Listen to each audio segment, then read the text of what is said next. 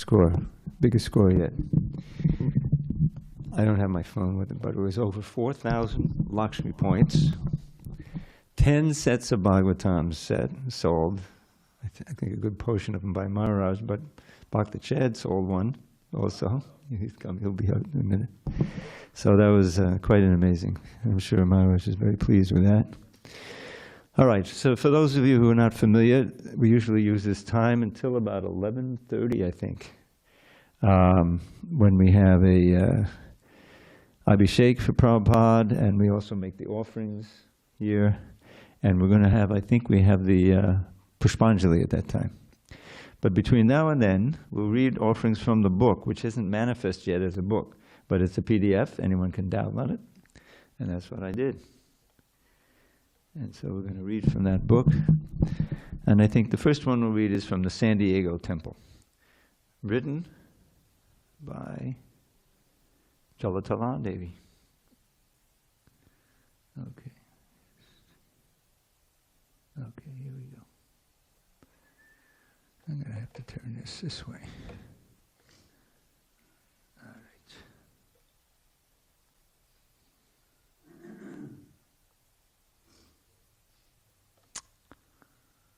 Okay.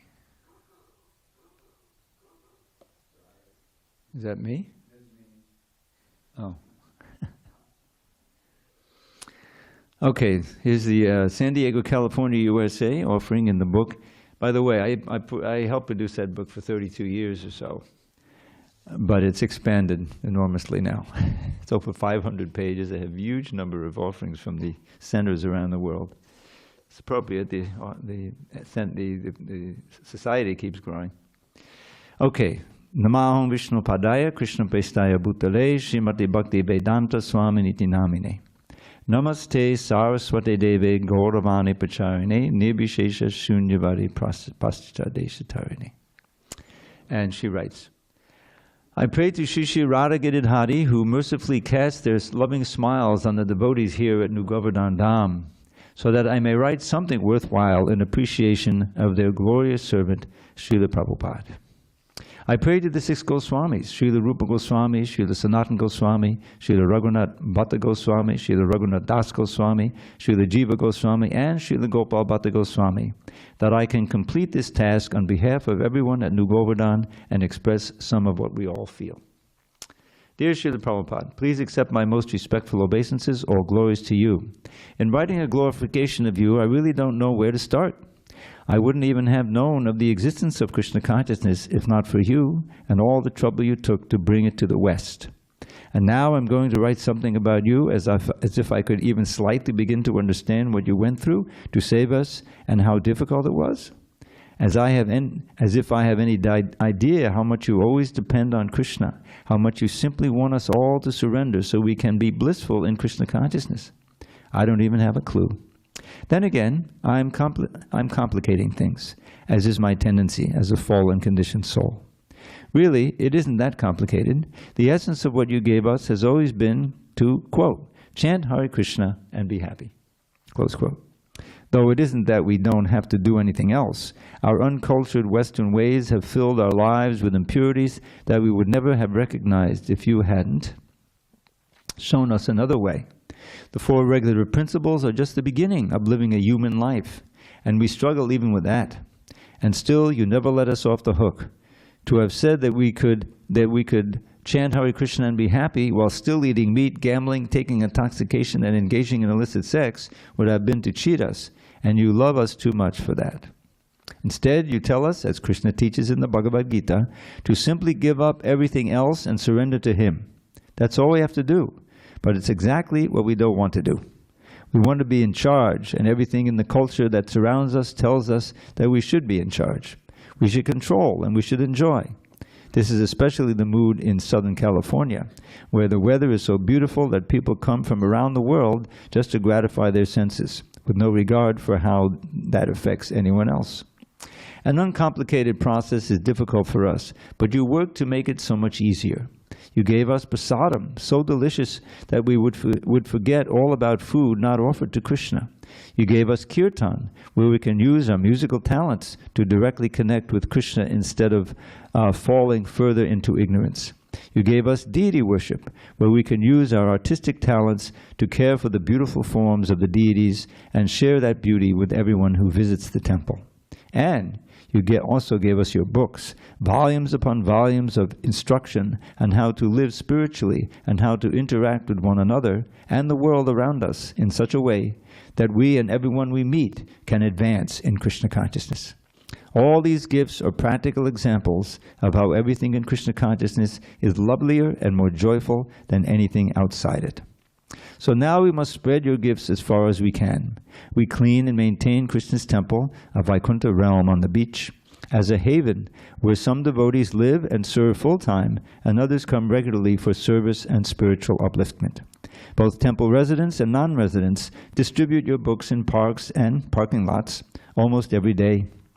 Those fortunate enough to take a book might then visit a Krishna Lounge program, which we hold multiple times a week at several locations in San Diego, giving the people of this city an introduction to your teachings through kirtan, prasadam, basic lectures on Krishna consciousness, and of course, your books. We also hold weekly Sunday feast programs and major temple festivals, where we invite all for kirtan, a lecture, and sumptuous prasadam, giving old-timers and newcomers alike a taste of Krishna's mercy. All of this activity is blissful, but to the extent that we have not yet fully surrendered, we are still struggling in the material world. As we contend with circumstances and with our own minds, we can derive great inspiration by remembering how you yourself sacrificed so much to give us a chance to practice Krishna consciousness. You left your beloved Vrindavan and came to the benighted USA just to give us this once in many lifetimes chance to chant Hare Krishna and be happy. We can barely comprehend our good fortune. We can never repay our debt to you, Srila Prabhupada. And yet you want us to try by giving up all our bad habits so that we can fully experience the joy of Krishna consciousness and give others a chance to experience it too. So we willingly accept difficulties in the service of you and Krishna, and there is so much sweetness to our efforts. We ever find encouragement by remembering your sacrifices and your promise that if we follow your instructions, we will, quote, chant Hare Krishna and be happy. Praying daily for your mercy so that we may continue on the blessed path you showed us, your servants at New Govardhan Dham, written by Jalatala Devi Dasi. Okay, now I hope I'm not being too, proud to read my offering next, but we'll just get it out of the way, okay? Okay, so let's see. Maharaj usually reads his now, but he's not here, so we'll wait. Hopefully he'll show up. Okay, all right, here we go. Okay.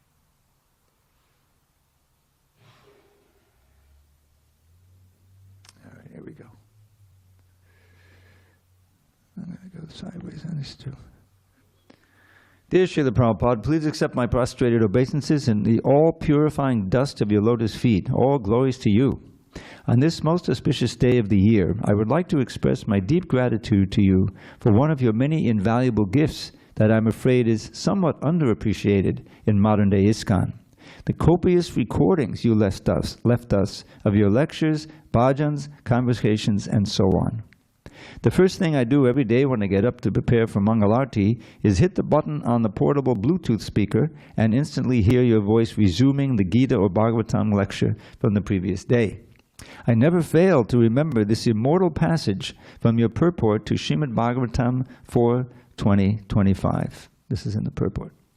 A pure devotee always engages in the service of the Lord, taking shelter of his lotus feet, and therefore he has a direct connection with the saffron mercy particles that are strewn over the lotus feet of the Lord. Although when a pure devotee speaks, the articulation of his voice may resemble the sound of this material sky, the voice is spiritually very powerful because it touches the particles of saffron dust on the lotus feet of the Lord. As soon as the sleeping living entity hears the powerful voice emanating from the mouth of a pure devotee, he immediately remembers his eternal relationship with the Lord, although up until that moment he had forgotten everything. For a conditioned soul, therefore, it is very important to hear from the mouth of a pure devotee, who is fully surrendered to the lotus feet of the Lord without any material desire, speculative knowledge, or contamination of the modes of material nature. So that's the quote from the purport. Factually, the active principle of the Hare Krishna movement is your speaking and singing of Lord Krishna.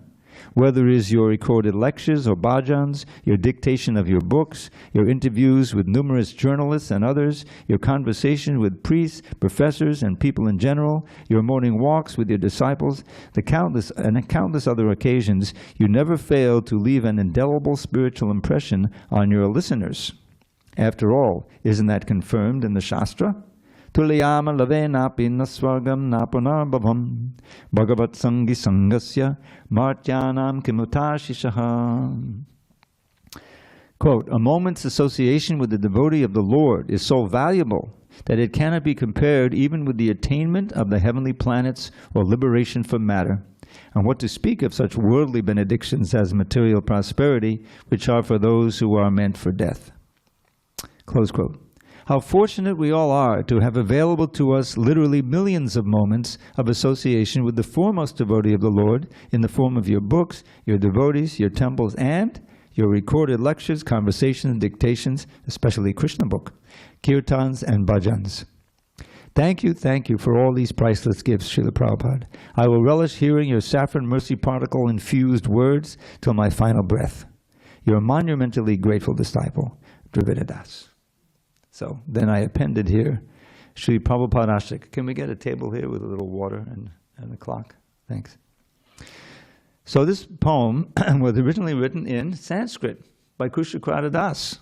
And pretty amazing devotee, you remember Kushakrata. You were there in Boston when he joined? That's the pastime in and of itself, right? Giriraj Swami wrote to Maharaj, we have this boy who joined, and he likes to sleep under the stairs, and he's pretty incorrigible. Can I ask him to leave? And Prabhupada wrote back something like, I ask you to tolerate him as I tolerate you. Something like that, right? So he stayed, and he was super intelligent, this Kushakrata. I first met him in LA when he showed up. Jayatirtha had asked him to come there because he heard he knew the Bhagavad Gita by heart, so he thought maybe he could teach the devotees, But he was a little eccentric, and when he was giving the class, it was like he was speaking to first graders, and devotees would think, what is all this, So that didn't work out. But then he joined the Sanskrit department, and he taught himself Sanskrit. And gradually, as time went on, Prabhupada finished his books, and the need for all these Sanskritists kind of devolved, and he was the only one left after a few years. And his main job was checking all the names in the Vyasa Puja book to see that they were spelled right. They used to list all the names in the temples. I remember LA, you'd have a whole page of names, and it was pretty far out. So that became impractical after a while. But anyway, so they're sitting in there, and so he said, what am I going to do with all this Sanskrit knowledge? So he decided, maybe I should start translating some of the works of the Goswamis. He said, I should start with the Vedas. So he wrote away to his publisher in India, Motilal Banarsi Das, the famous publisher, and asked him to send him the 4 Vedas, Yaja, Arthas, and that. But he waited and waited. It was all by ship, he got impatient. So he took a book that all the other Sanskritists had, which is published by the Gaudiya Math, which has the writings of the Goswamis just in Devanagari. Maybe you've seen that. I used to see devotees at Mayapur carrying it. So he got one of those, and he started translating the Stavamala of Rupa Goswami. Now I was already, like a verse freak, like chanting all these slokas from the CC and everything. And so when I heard that, he said, hey, Dravida, check this verse out. I said, oh, this is great. Keep translating. So he kept translating. And when I left there in October 78 to go work in the BI in Atlanta and other places, he had just finished it. So it was all, Xerox copies in those days, So he Xeroxed it up. I bound it up with these binders, and I had a little suitcase full of that. And that's when I first started making those recordings in Atlanta between duties. Anyway, that's Kushakrata. He was a genius. So he wrote this in Sanskrit, which I don't have here. I just give you my English poetic rendition. It first appeared in the 1980 Vyasa Puja book, in Sanskrit and English. So here's my little rendition. The transcendental lamp of Navadvip, Gauranga Dev, he took with great endeavor round the world the souls to save, who long had dwelt in darkness, never chanting Krishna's name. To Srila Prabhupada I bow, his glories I proclaim. The sacred treasure left by Vyasa and other learned saints, he rendered into English, free of speculation's taints. And thus he mercifully fulfilled Sri Saraswati's aim. To Srila Prabhupada I bow, his glories I proclaim. The brilliant sun of Lord Govinda's form is shining bright throughout this world because of his sharp logic's awesome might. That sun makes all the Mayavadi glowworms hide in shame. To Srila Prabhupada I bow, his glories I proclaim. The pristine Ganges of the Bhagavat flows everywhere because of his great effort. In that stream, the sages' prayers are gems, and Krishna's pastimes are swans sporting unrestrained. To Srila Prabhupada I bow, his glories I proclaim. Ensuring that his mission's victory would be complete, he planted Shri Radha Krishna's charming lotus feet in temples by the dozen and in countless hearts unchained. To Srila Prabhupada I bow, his glories I proclaim. The fierce and formidable army led by wicked Kali is being slain by arrow showers, volley upon volley. Those arrows are his all-auspicious books of spotless fame. To Srila Prabhupada I bow, his glories I proclaim. The Hare Krishna movement's a desire tree, whose fruits are all the splendid ways Lord Gaura's army wins recruits. To plant that tree upon this earth, from Krishna's realm he came. To Srila Prabhupada I bow, his glories I proclaim. An ocean of compassion he has taken shelter of, Sri Nanda's son, with all his being in everlasting love. He lives on by his words, whose followers with him remain. To Srila Prabhupada I bow, his glories I proclaim. And then I wrote a 9th verse of prayer. I pray that those who read this hymn, or I pray that those who hear this hymn, which shines the brilliant light of Srila Prabhupada's renown in Kali Yuga's night, will all maintain their firm faith in his instruction, so that they may one day join him in Golok and there with Krishna stay. Srila Prabhupada ki jai. So now we'll resume with reading offerings from the leaders of the Hare Krishna movement. And then after some time we'll ask you to read offerings, starting with Mother Kanchan Bala. Okay, so give me a second here to reorganize. Okay.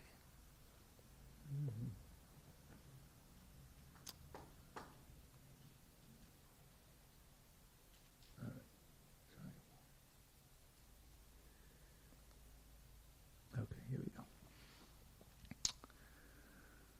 All right. Let's see.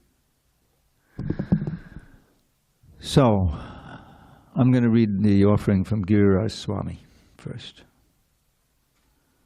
who's in the section called GBC Emeritus, retired GBCs. My dear Srila Prabhupada, please accept my prostrated obeisances at your divine, merciful lotus feet. All glories to your divine grace. When I joined the Boston Temple in 1969, Satsarup Das was the temple president and also the editor of BTG, Back to Godhead magazine. And he always wanted articles for the magazine. So I wrote one entitled, quote, The Genuine Spiritual Master, close quote. By the time the issue with my article reached you in February of '71, I was with you in Gorakhpur, India. After reading my article, you called for me. The temple room was dimly lit. Only some narrow shafts of light pierced through the slim openings in the wooden shutters along the side. Sitting alone on your raised cushion at the far end of the room, you were the very image of the eternal spiritual master, and your voice resonated with the truth of eternal time. I sat at your feet, eyes and ears wide open. I saw your article in Back to Godhead, you said. It was very nice. You should write. This is your first business. Go on writing. We require many, many such articles about Krishna consciousness, so you should devote yourself to writing. I will try, I said, but why are you asking me? I have no special qualification. We require many, Prabhupada answers, we require many to do this work, and we need you also. So you travel with me, and I will guide you. You come and stay with me. I felt thrilled and honored. You had never before given me a direct instruction. In fact, we had hardly ever spoken. And now you were inviting me to stay with you so you could guide me in writing. Over the years, you repeated your instruction for me to write. In a letter to me dated August 12, 1971, you wrote, "In the midst of your heavy duties, go on writing something, glorifying the Lord, and put our philosophy into words. Writing articles means to express oneself how he is understanding the whole philosophy. So this writing is necessary for everyone." Close quote. In 1973, I sent you my Vyasa Puja offering, and on August 23rd, from Bhaktivedanta Manor, you sent me an encouraging note. I beg to acknowledge receipt of your letter and the nice Vyasa Puja offering you sent. I have sent it to Srila Goswami for printing in the BTG. Writing is a very important part of our work, and Satsvarup is always anxious to have new material from the devotees for expanding the BTG. You have a nice talent for writing, and practice makes perfect. So continue. It will be appreciated. So now he describes his writing career. Oh, God, it's so heavy. Okay. No, I'm just kidding. It's very wonderful. Nimai offering. And there's another one like this back there too. Okay, in recent years, he writes, I have edited Life's Final Exam, Death and Dying from the Vedic Perspective, and written Watering the Seed with teachings from His Divine Grace A.C. Bhaktivedanta Swami Prabhupada. These are all different books. Many Moons, Reflections on Departed Vaishnavas. I'll Build You a Temple, The Juhu Story. And Dancing White Elephants, Traveling with Srila Prabhupada in India, August 1970 to March 1972. This year I submitted 2 articles to BTG, which have been accepted for publication, and I am in the last stages of completing my latest book about meeting you and the devotees in Boston, April 1969 to October 70. On this occasion, I pray to you to bless me that I can continue to serve you, the devotees, and the world by writing about Krishna consciousness in the right consciousness. As you wrote in your commentary on Sri Chaitanya Charitamrita, Madhya 19:132, quote, "It is certainly not good to write literature for money or reputation, but to write books and publish them for the enlightenment of the general populace is real service to the Lord." That was Srila Bhaktisiddhanta Saraswati's opinion, and he specifically told his disciples to write books. He actually preferred to publish books rather than establish temples. Temple construction is meant for the general populace and neophyte devotees. But the business of advanced and empowered devotees is to write books, publish them, and distribute them widely. According to Bhaktisiddhanta Saraswati Thakur, distributing literature is like playing on a great mridanga. Consequently, we always request members of the International Society for Krishna Consciousness to publish as many books as possible and distribute them widely throughout the world. By thus following the footsteps of Srila Rupa Goswami, one can become a Rupanuga devotee. Close quote. I am assisted in my work by a team of expert editors headed by Kalachandji Das, and I request you to kindly bless them too. Thank you very much, Hare Krishna, your eternal grateful servant, Giriraj Swami. And I hope I'm not showing my pride at this, but he asked me, I'm not working on the Vyasa Puja book anymore. There was a year of transition where I helped the whole new team get into it, because I have so much other work. But for like 32 years, I did the book. I did all the editing, and I worked with the pictures and Archita. So he had experience. So he wrote to me, and after he wrote this, can you please look at my offering? You know, you did such nice work before. And I found a few little things. He said, oh, thank you so much, you know. So I expect he'll be sending them in as long as he's writing them. But he has, for his books, he has Kalachandji, who's a professional editor. Tamal Krishna Maharaj's brother, who's quite a few years now, he's been in the movement, helping with editing and other things. Okay, so I'm going to continue to pull out some of the leading offerings from leading devotees. The next one is by Jayapataka Swami. And if there's one person who's an amazing disciple of Srila Prabhupada, it's Jayapataka Swami. My dear spiritual father, please accept my obeisances. Namaham Vishnu Padaya Krishna Prestaya Bhutale Srimati Bhakti Vedanta Swami Niti Namine. Namaste Saraswati Devi Gauravani Pacharini Nirvishesha Shunyavadi Paschata Desatarini. Srila Prabhupada, you have given me many orders. While some of them have been completed, I am trying to carry out the remaining ones. This Vyasa Puja homage is like my annual report to your divine grace. Without your mercy, I cannot do anything. I am severely physically handicapped, but I am still trying to do the best I can with the help of many of my disciples and others.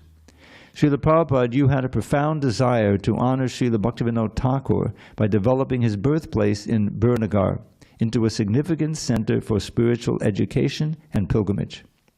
You also instructed me to do something for Bhaktivinoda Thakur's birthplace.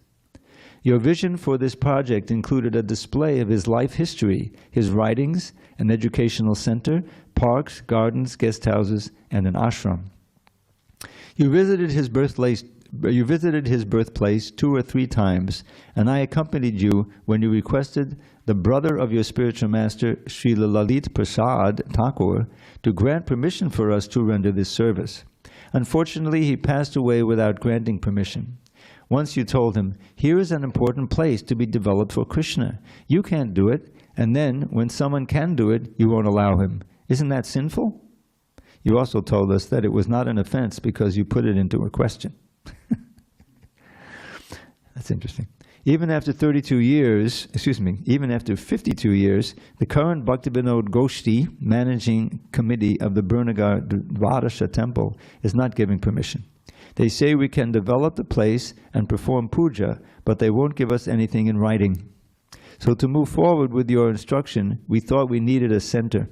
For that reason, we acquired land that was owned by Bhaktivinoda Thakur's maternal grandfather, located just 300 meters from the current temple, to develop a magnificent temple broadcasting Srila Bhaktivinoda Thakur's life and other facilities, as envisioned by your divine grace.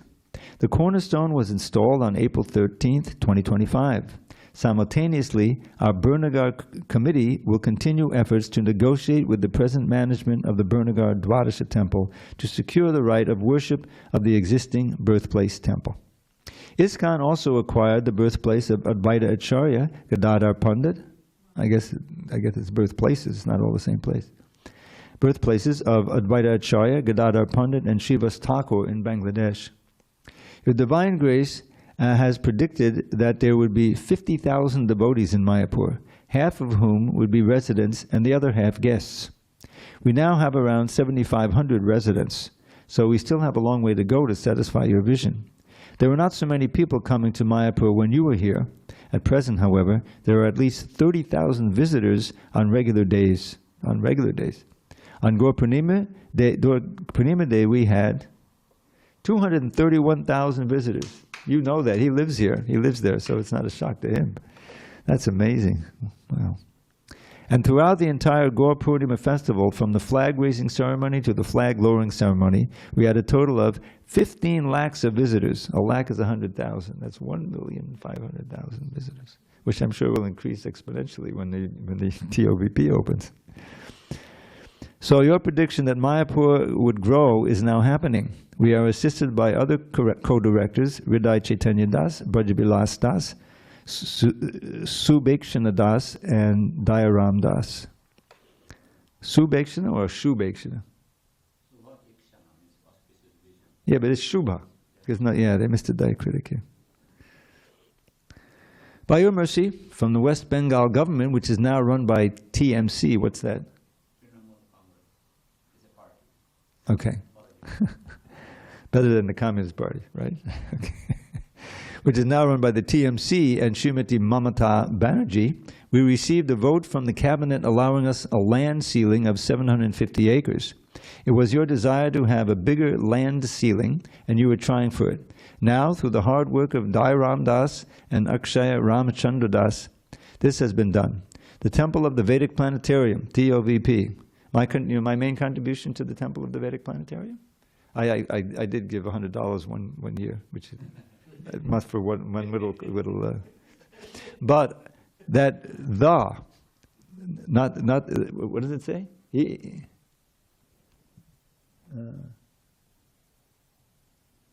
The temple. So he calls it the Temple of the Vedic Planetarium. Now officially it's Temple of the Vedic Planetarium, but on a morning walk, Prabhupada said no, not what is it? The Temple of. There were some other suggestions for names. I forget what they were. So he said Temple of Vedic Planetarium on the morning walk. And I said, oh, we're cutting both thes off, you know? So I suggested the temple. You have to have at least the temple. the Vedic Planetarium. So it's become officially Temple of the Vedic Planetarium. The first "the" is optional, but you see how he put it in there. Or maybe I put it in. No, I didn't. So anyway, back to this. The Temple of the Vedic Planetarium, TOVP, is nearing completion. We are planning to finish it by 2027. As per your instruction, I am overseeing the exhibitions of the TOVP, which at present is called the Science Museum of the Vedic Planetarium. We want to show that the Vedas are good science, but to ensure that our presentation is scientific and accepted by scientists, we are working with the Bhaktivedanta Institute. His Grace Ambarish Prabhu and Her Grace Swaha Devi have contributed significantly, and now Brajabilas Das is going around the world visiting different places to get donations to fulfill your desire. Srila Bhaktisiddhanta Saraswati Thakur Prabhupada desired to install the lotus footprints of Lord Chaitanya at the places of the Lord visited. Srila Bhaktisiddhanta Saraswati Thakur Prabhupada established 8 or so, but he wanted to have 108.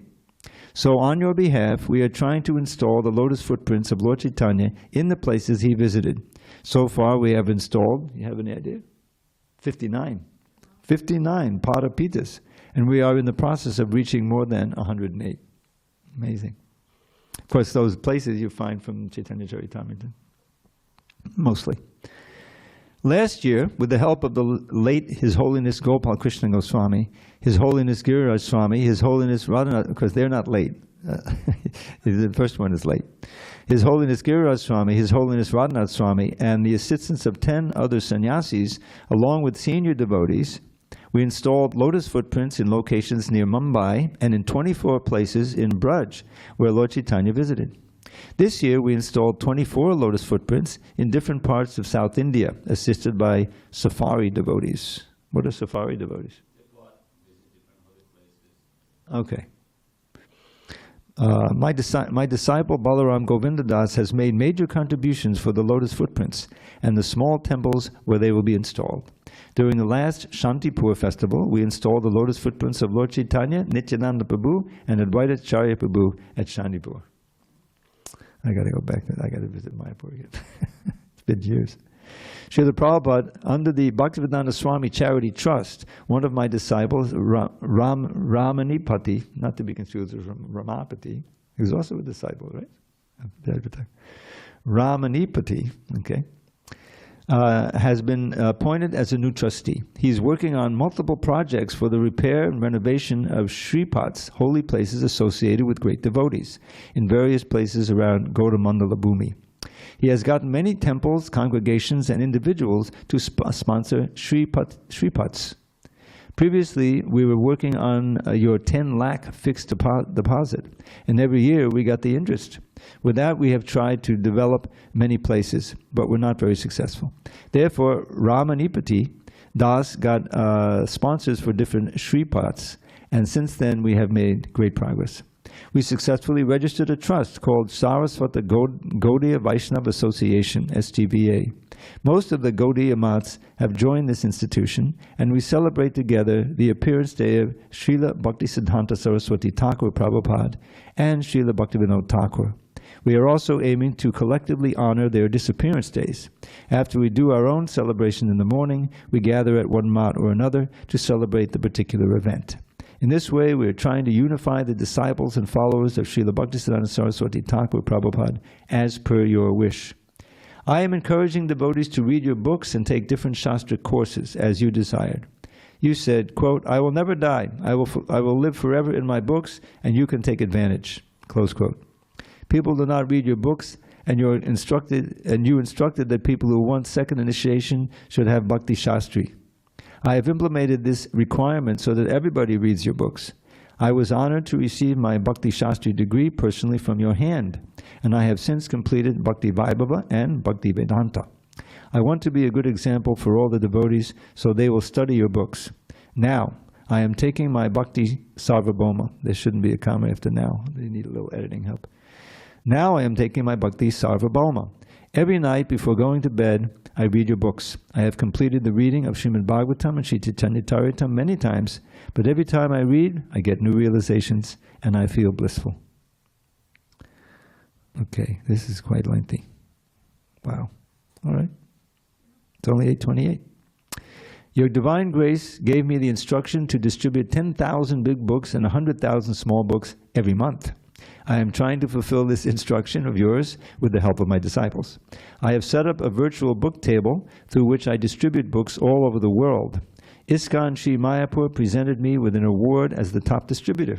Additionally, the Mayapur Sankirtan Department and Mayapur Internal Divisions received the top position in the world this year in book distribution. There's a world book distribution newsletter, and Jayavardhaka Maharaj is always at the top.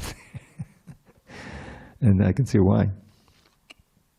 Also, I am writing a few books, including my memories of your divine grace, entitled Better to Be in Krishna's Army, which will be printed by the Indian BBT. Additionally, I completed the Sri Krishna Chaitanya book, which is like the Krishna book, and combines not only Sri Chaitanya Charitamrita, but also Sri Chaitanya Bhagavat, Sri Chaitanya Mangal, and 8 other books by different associates of Sri Chaitanya Mahaprabhu. The book is presented in chronological order, and the editors are now working on it. While in Mayapur, I regularly give classes on Srila Bhaktivinoda Thakur's Sri Chaitanya Shikshamrita nearly every day. His Grace Janmashtami Das has started organizing Srila Prabhupada Connect Day in Mayapur to help devotees develop deep, loving relationships with your divine grace and establish you in their hearts as their foundational Shiksha Guru through a series of lectures given by your disciples and senior devotees. The program is conducted in English and Bengali with simultaneous translations in other languages and is also broadcast live on Mayapur TV, enabling devotees worldwide to attend. Boy, you get a lot of information from here. I'm going to try to expand my exposure to all this stuff. In an April 6, 1975 lecture given in Mayapur, your divine grace said, "We want to spread Krishna consciousness. Simply prepare yourself how to repeat Krishna's instructions very nicely without any malinterpretation.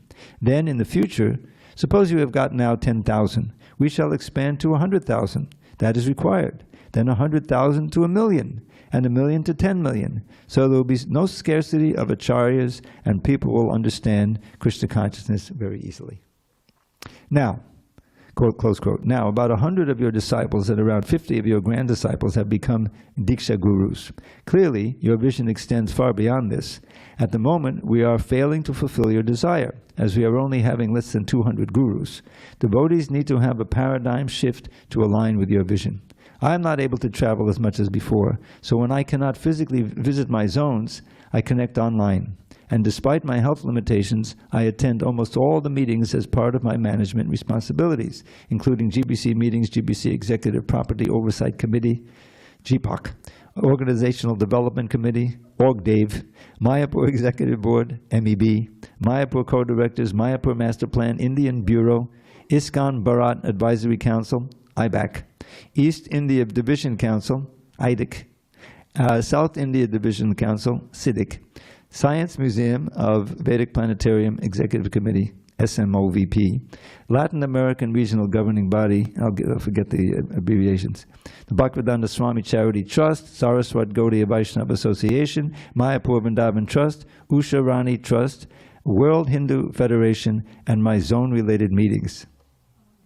Now, for those of you who don't know, I guess most of us know here, I don't know how many years ago did he have that stroke? 15 years? Okay, so 16 years ago he had this serious stroke. And even now he has trouble speaking. He has to be a devotee who can hear, knows how to interpret and can repeat his words, right? But he's tirelessly doing, I mean, this is inconceivable. Obviously empowered, super empowered. Srila Prabhupada, I would like to inform you that the World Hindu Federation recognized my efforts to serve Sanatana Dharma by offering me the Hindu Ratna Award on January 3rd, 2025 in New Delhi. I have also been conferred the opportunity to serve in the capacity of one of its vice presidents.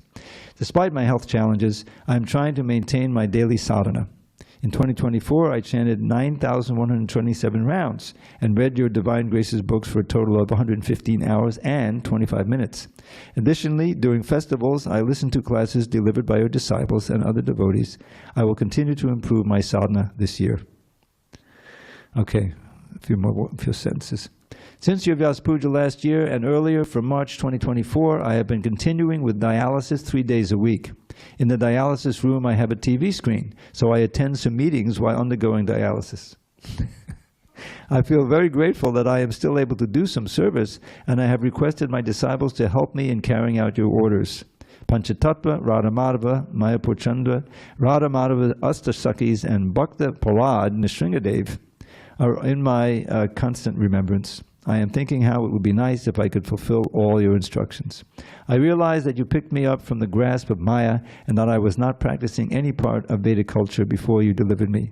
Now I am trying to recognize how I am simply dependent on your mercy. Your servant Jayapataka Swami. Wow. Totally amazing. Okay, now what is the schedule? Do you know, is it 11:30 we go to Dharma? Around there, right? They bring out the Pushpanjali.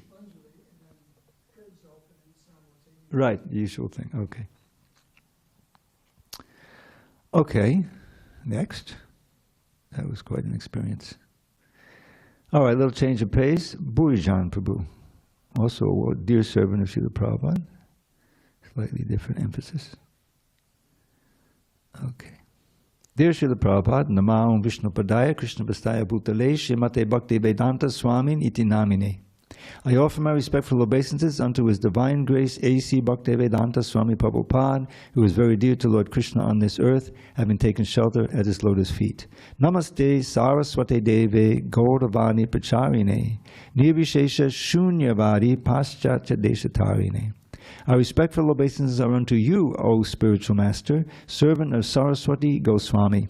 You are kindly preaching the message of Lord Chaitanya Dev and delivering the Western countries which are filled with impersonalism and voidism. As Kali Yuga merrily sails its Maya-enchanted prisoners toward a seemingly inevitable abyss, you can see the change of pace here, I visited an old friend of 50 years, an artist, surfer, and yogi. He has now retired, but for years he worked as the international art director of a multi-billion-dollar surfwear company. Okay? But above all else that he has done, he remains the disciple of your divine grace. The beautiful name you entrusted him with is Shyamananda Das. Although 75 plus, he is still strong of body and spirit despite currently suffering the nasty treatment regimen of chemotherapy. Srila Prabhupada, his remembrances of you remain firm, for he has never forgotten you despite a full lifetime of both victories and defeats. He faces an unknown but ultimately inevitable future, and your interactions with him and your instructions to him personally and through your Bhagavad Gita as it is have been stored carefully within him as his greatest wealth. Shyamananda appeared awed and illumined when I described the breadth of your influence, from ubiquitous yoga school chanting of the Hare Krishna Maha Mantra to the worldwide acceptances of elements of Vaishnava philosophy, dress, hairstyle, eating, science, and methods of preaching.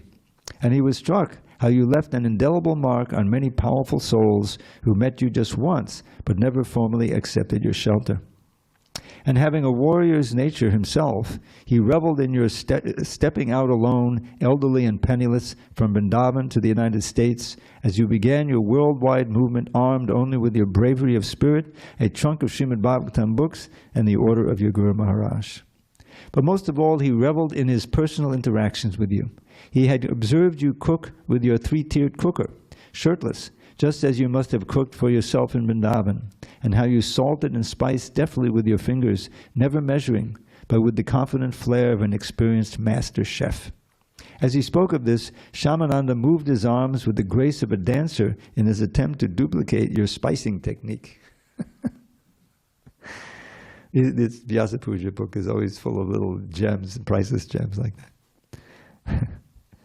He remembered you learning that he was an artist, although neither shaved up nor in devotee attire, calling him to sit next to you behind your low desk as you showed him one by one photographs of the Radha Damodar temple and described in detail the look you wanted for your yet-to-be-constructed Vrindavan Krishna Balaram Mandir. When Shyamananda, knowing his art history, commented to you that the arches you suggested seemed Islamic in design, you proceeded to explain the cultural assimilation that had occurred in Braj as a result of the Mughal occupancy of North India. He also remembered 2 tense, unanswered challenges you forcefully shot at your devotees. First, while you viewed a proposed 3rd canto Bhagavatam painting as if seen from above, Lord Brahma, a viewpoint which was philosophically incorrect, you challenged. Who was above Brahma? Nothing else was spoken and no one replied. Second, some tacks mysteriously appeared on your bed. You were angry at the danger they presented and challenged, who has done this? Again, your few but sharp words received only silence in reply. He remembered with joy your visit to the Cistercian monastery in nearby Melbourne, Tarawara, and your lecture, to his surprise, on demigods. But in Tarawara, what moved him most was your full relaxation among these serious Christian practitioners, for all were celibate vegetarian monks. He somberly also remembered assisting Tamal Krishna Goswami and Upendra during the final months of your sojourn on earth. He recollected that while he sat in your presence in the upper rooms of your Vrindavan home, he witnessed a leading disciple consult you about a complicated financial decision that had to be made. And he recalled your weighty words, "First complete your 16 rounds before speaking to me about these things." Srila Prabhupada, you once even instructed Shyamananda's father, who previously had been an active military fighter, to go alone into the forest and chant Om Tat Sat. And astoundingly, his father, after that one meeting, would regularly journey to the forest near his home and chant Om Tat Sat. Srila Prabhupada, how many souls have you touched as you unfurled Sri Chaitanya Mahaprabhu's mission to spread the chanting of Krishna's holy names throughout the world? In how many hearts have you planted the seed of Krishna consciousness? How many still unrecognized souls will rise to prominence in time to fulfill your desire and the desire of Sri Chaitanya Mahaprabhu, that Krishna consciousness be spread throughout this universe?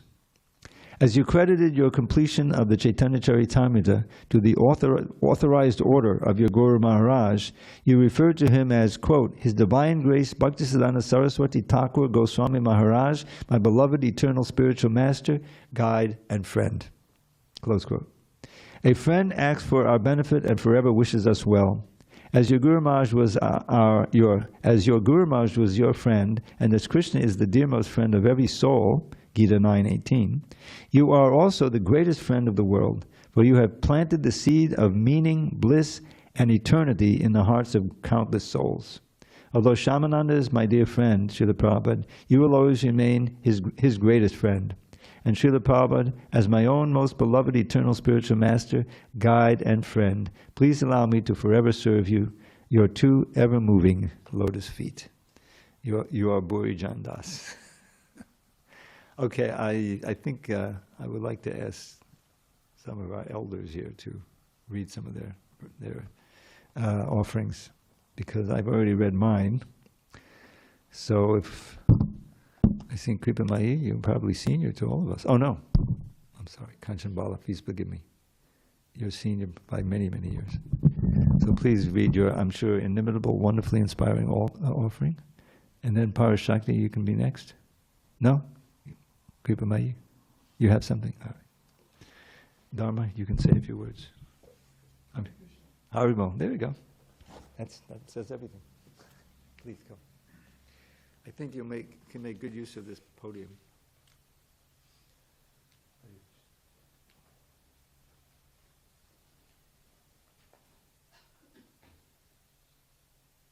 So I think I'm going to take this off, and I'm going to ask if someone wants to wear it when they give their offering. This is Prabhupada's goal. What's that? Yeah, it's the Prabhupada. Put it on while you're reading, and the next person.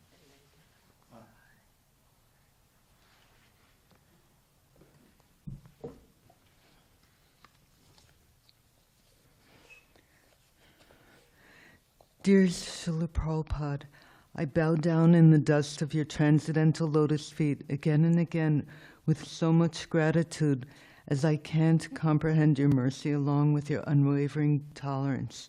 How I know I am your insignificant disciple, yet I feel so indebted to your unlimited kindness.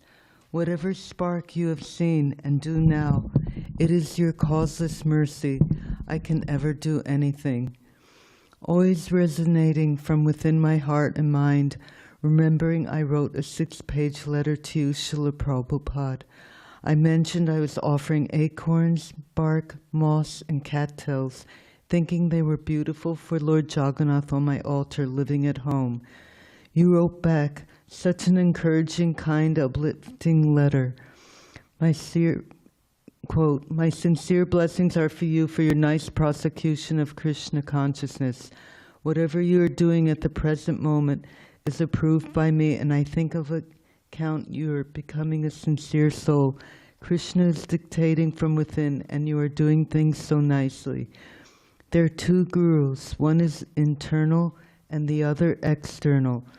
The internal guru is Krishna himself seated in everyone's heart, and the external guru is spiritual master. So a sincere devotee is helped both externally and internally. To the sincere devotee, the internal guru Krishna dictates, but the thing has to be confirmed by the external guru, then it is all right. I am very glad that you don't go out and keep indoors engaging yourself in Krishna conscious activities." Unquote. My beloved spiritual master, mercifully engaging me in devotional service, guiding me in Krishna consciousness. Regularly, hearing Srila Prabhupada Lilamrita by Satsvarup Maharaj and Miracle on 26 Second Avenue by Mukunda Maharaj readings by Her Grace Devi Shakti is so nectarian and absorbing, assimilating all the more Srila Prabhupada's perseverance and such patience. In the beginning, His Divine Grace was using the same shower as the boys, yet not only that, they had one towel Srila Prabhupada had to share with them to the first initiation ceremony of the new disciples. It wasn't until during it the new initiates learned about to follow the 4 regulative principles and chanting 16 rounds a day on their newly strung japa beads. Along with the simple, austere yet sacred setting, the whole atmosphere was spiritually surcharged with Srila Prabhupada's genuineness and expert guidance. Such is Srila Prabhupada's amazing magnitude of acceptance of his new fledgling disciples and onward throughout the years. It was all along so incomprehensible to fathom Srila Prabhupada's unwavering desire of pleasing his beloved spiritual master, as he was completely focused to push on this Krishna consciousness movement all over the world.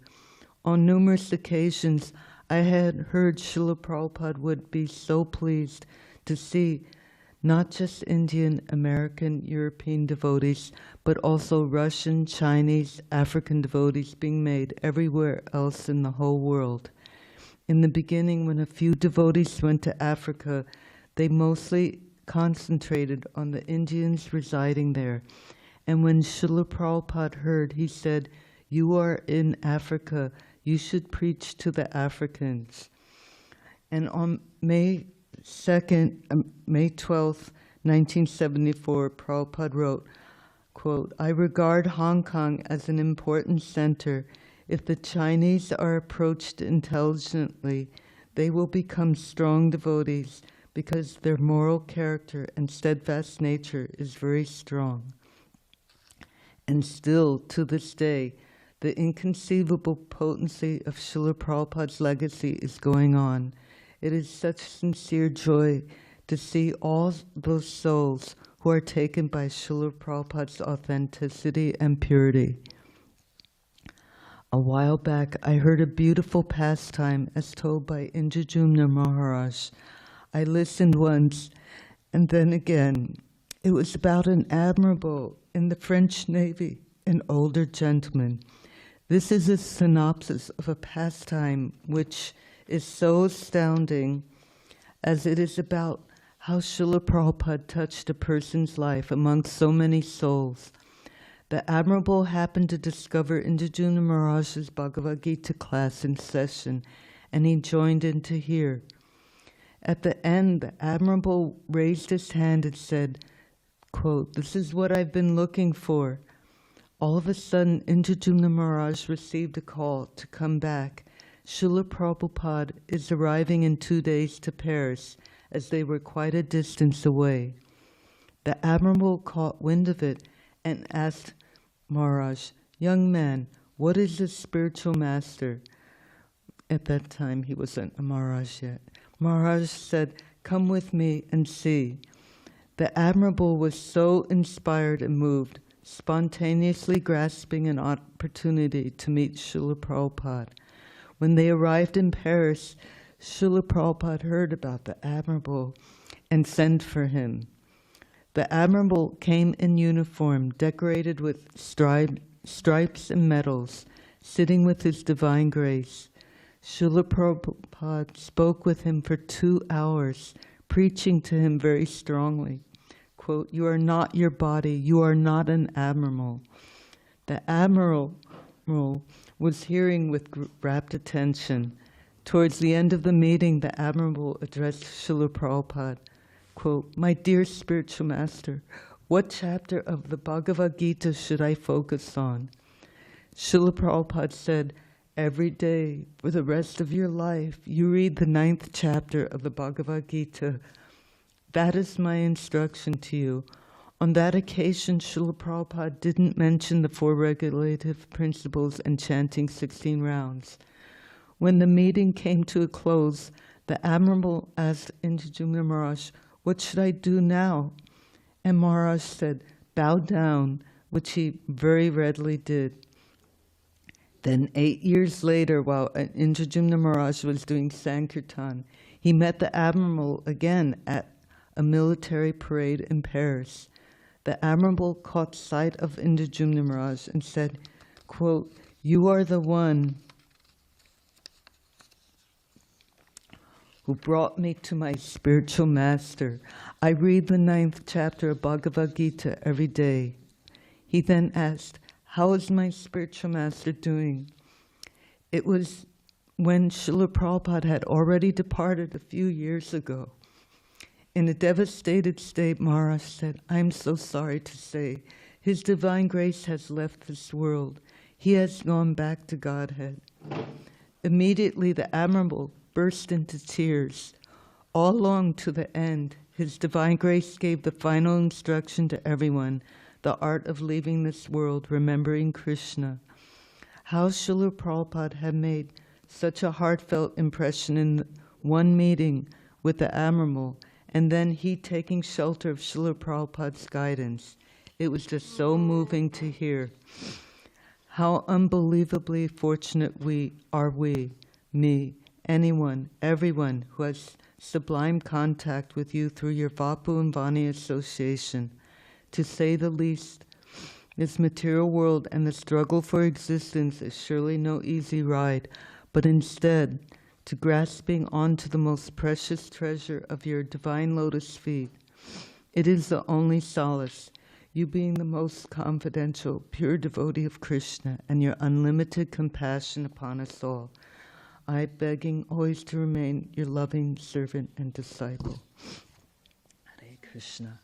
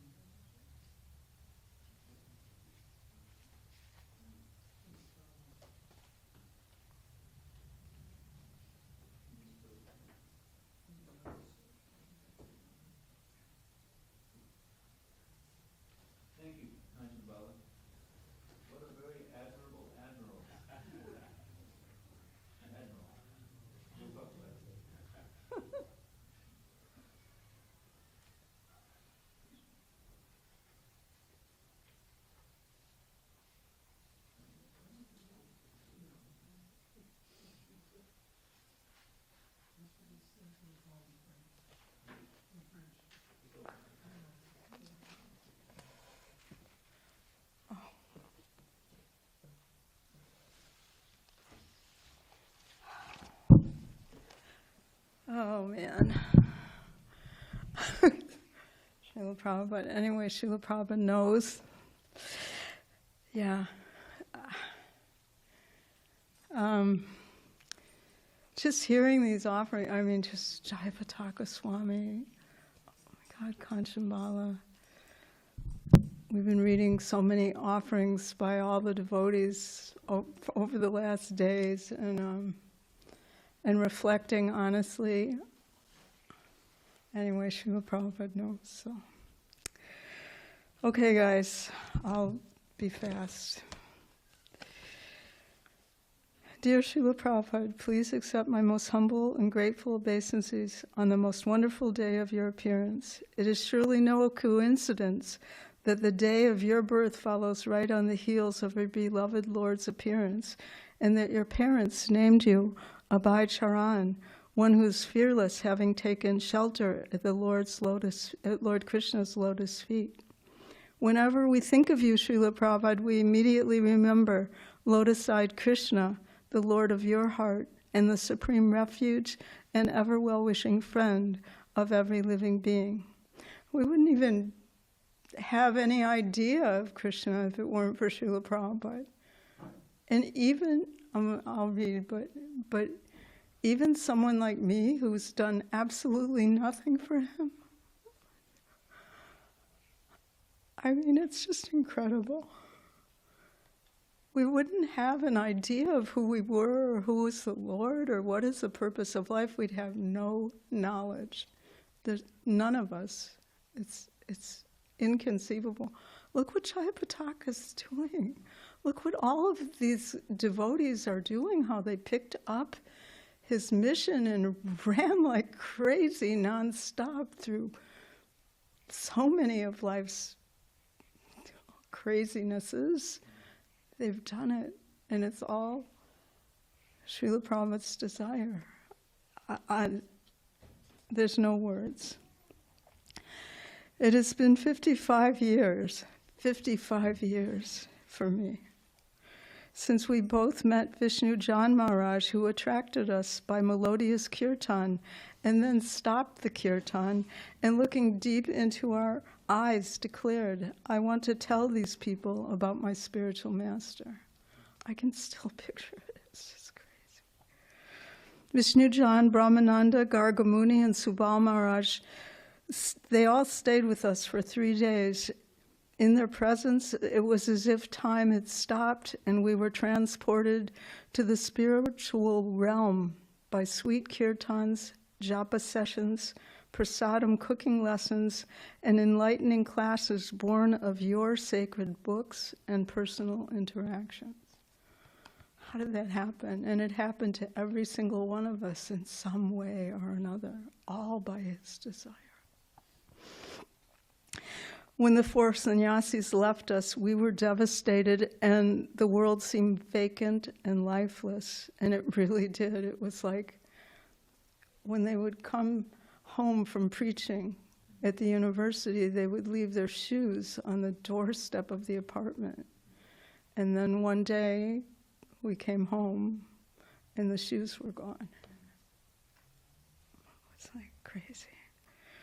Still, by your grace, the Detroit Temple was just under 50 miles from the University of Michigan, and my father lent us his car. That was his service, his devotional service, and he gave us groceries. That was his service. It was pretty neat. So that we could go the very next Sunday in search of the treasure we'd tasted in the association of your disciples. That's how powerful Srila Prabhupada is. Srila Prabhupada, everything about the temple was sublime. The Jagannath deities, the artwork, your Vyasa, the flower garlands, the aroma of the incense, the welcoming devotees, the familiar rhythm of the kirtan, the insightful wisdom of Bhagavan Prabhu's class, the delicious flavors of Narottamananda's feast. Once again, we found ourselves in that spiritual dimension, and it was pure bliss, and I can see it and feel it and taste it. Anyway, this story, our story, is just one of the countless narratives told by so many souls who were and will forever be touched by your divine mercy, grace and compassion. That's the part that's so amazing. You can see it going on right before your eyes, still and still and still. It'll never stop. Every aspect of your Krishna consciousness movement is perfect and complete, and together each component is the embodiment of Lord Chaitanya's saving grace, birthed and lovingly tended by you, Srila Prabhupada. It is at once the medicine for the fallen conditioned souls and the nectar for which we are always hankering. The temples and centers you established and envisioned are the spiritual atmosphere descending in limitless cities, towns, villages, and even homes all over the globe. Nothing, no beauty of this world compares with the soothing beauty of the presiding deities of those transcendental oases. There's nothing like these places. Oh my God. The library of books you translated and elucidated in your Bhaktivedanta purports are incomparable touchstones. They are guidebooks like no others, replete with the scientific and spiritual truths everyone requires to fulfill the real gift and purpose of this rare human form of life. You gave everything to bring them into existence, to print them, and to ensure their massive, ongoing, and soul-saving distribution. And we see it. It's not stopping.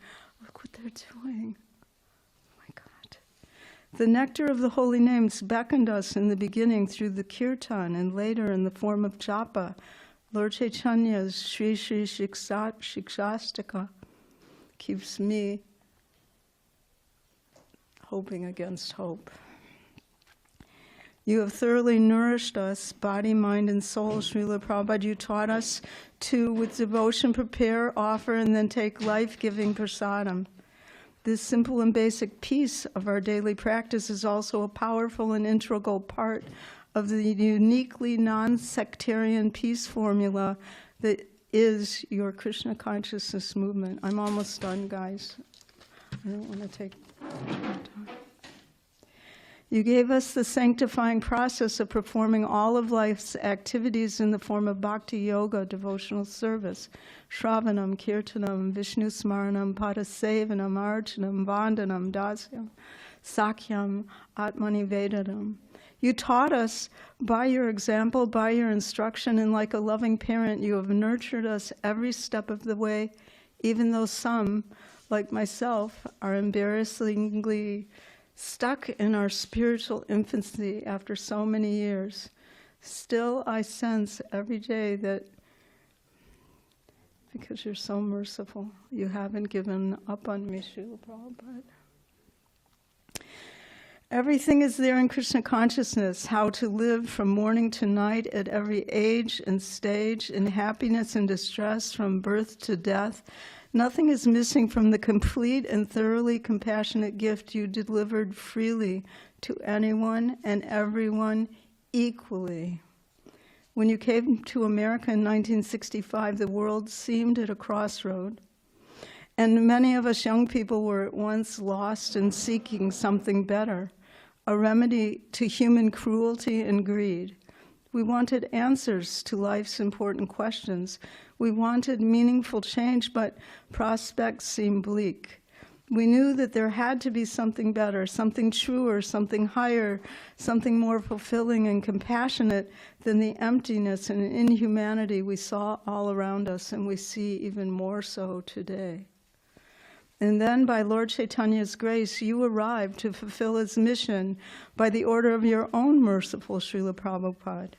You set out to spread the rays of the benediction moon. You opened our darkened eyes with the torchlight of knowledge.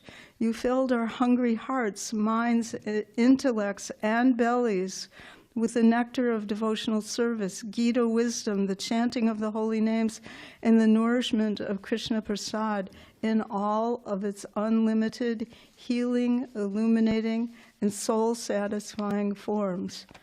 Nothing was missing in what he gave us. Nothing is missing in what he gave us. There is no way to begin to repay the sacrifices and the incomparable blessings you gave us, Srila Prabhupada. Still today and every day, I pray that each of us and all of us collectively will genuinely cooperate with guileless strength, determination, humility, thoughtful regard, and open hearts to continue to truly understand, cherish, and protect your life-saving legacy of Krishna Bhakti imbued with deep compassion and respect for all living beings. You gave us a glimpse of the spiritual reality and a hankering and taste for going back home, back to Godhead, bringing everyone, everywhere along with us. Please, Srila Prabhupada, forever grace us with a longing to follow you on that sacred path without messing up too much. Please, by your causeless grace, let our hearts become filled up with pure love for the Lord and kindness and compassion for all of the living beings. Please let our taste for chanting the holy names blossom and make our life's deepest desire be to somehow truly serve you, just to please you. Your insignificant but hoping against hope daughter, Kripa Mai Dasi. Okay.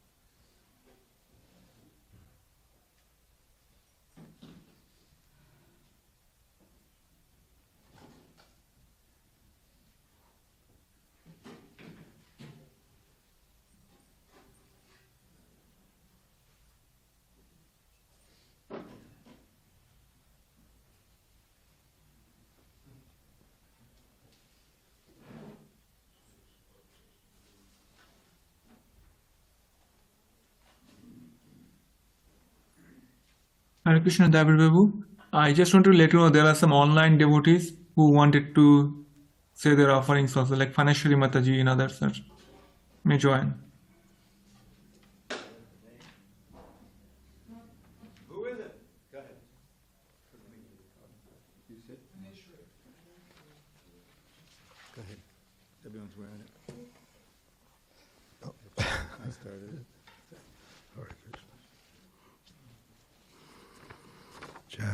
Jai Srila Prabhupada.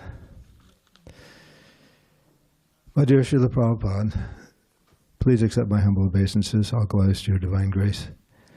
Namo Om Vishnu Padaya Krishna Prasthaya Bhutale Srimati Bhakti Vedanta Swami Niti Namane Namaste Saraswati Devi Gauranga Pachani Nirvishesha Shunyavadi Paschatale Satarni. It is difficult for me to gather the proper words to glorify your divine grace on your divine appearance day, but I will try my best. I doubt that in our lifetime that we will be able to perceive the significance of what you have brought to the West as Krishna consciousness. At such a late stage in life, that you risked your very life to come here is just astounding. How you were able to preach to so many people around the world with your books and time spent preaching can hardly be understood. As you have taught, everyone is under the control of Krishna, and thus any success is his doing. Krishna told Arjuna that he could fight or not, but the outcome of the battle of Kurukshetra was already determined. In a similar way, Krishna's movement is being spread by his arrangement, even though we may not understand how it is being done. We can only take part and get the credit. If we look at what Srila Prabhupada was able to accomplish, it's not hard to see how certain arrangements mysteriously manifested in course of time. The early disciples appeared and somehow became dedicated heart and soul to you. The meeting of George Harrison with the devotees, and with his help in printing your Krishna book and donating the matter, could not be predicted. The vegetarian popularity bloomed when you arrived, and your introduction of Krishna's prasadam in our temples and opening restaurants became very popular. Though she is not a direct disciple, Tulsi Gabbard, a Vaishnavi, is now in a very important post in the United States government. So many so-called coincidences have happened, but it is Krishna's arrangement that you appeared in the midst of many societal changes. At the same time, you came of your own accord. No one invited you, nor did anyone pledge support or assistance. You truly blazed the trail and worked harder than anyone else. What you came to accomplish could not even be imagined, even by your godbrothers. And what you found here, a hellish city full of deadbeats, hippies, drugged out young people, a society full of all the vices of Kali Yuga, and yet you did not discriminate or reject these people. Like a puppeteer, you pulled the strings of bhakti out of the hearts of these downtrodden people to elevate them to the highest level of Vaishnavism. You are the inspiration for the whole world. You never asked anything for yourself, but when something was offered, you were glad, but not that you were going to enjoy the gift, but that that person would get spiritual benefit by offering the gift in love. It is proof that you are nothing less than a spotless soul, that everything you did was an offering to your spiritual master and Lord Krishna. Otherwise, you had no reason to leave your home in Vrindavan to come to the West. All of us conditioned souls are aching for sense enjoyment in some form or other, even if we externally might be performing some great humanitarian act. There's always something of a reward expected for one's efforts. But you had no such expectation of reward. We used to purchase a nice automobile for your use when you would come for a visit, but you weren't impressed or enamored by it. Rather, you saw it as a proper offering to the Guru, who is in fact as good as God. You never accepted anything for your own enjoyment, but always gave credit and appreciation to your Guru and Lord Krishna. On this glorious day of your appearance, I can only pray for a small part in the grand production known as the Hare Krishna movement. Anything else I might be able to do is simply a vain endeavor, since whatever result might manifest will soon be swept like dust into the rubbish pile. Please continue to give me your mercy, as I am so apt to go astray. Maya is too strong, but your instructions are more powerful than Maya. I thank you so much, Srila Prabhupada, for giving me your association and the whole world. Your shoes will never need to be filled by anyone. You are still as present as you were before your disappearance. Please allow me to always feel your presence and accept whatever little service I may be able to do. Hare Krishna, your servant, Pamana. Hare Krishna.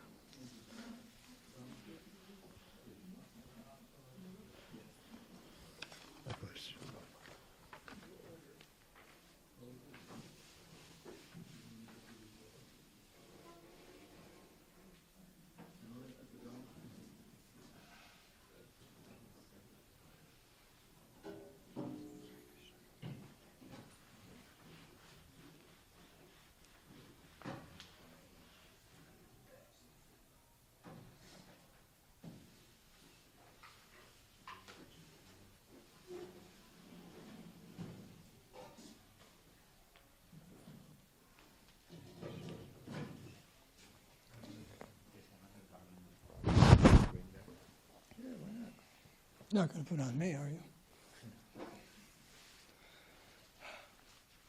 Thank you. Hare Krishna.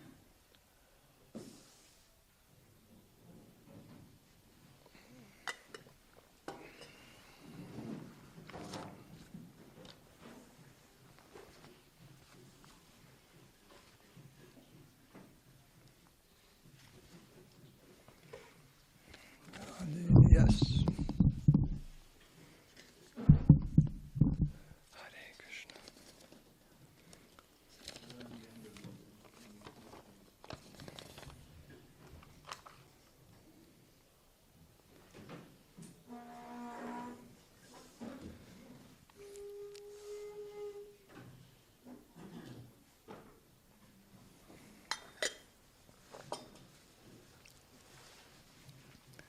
Hare Krishna.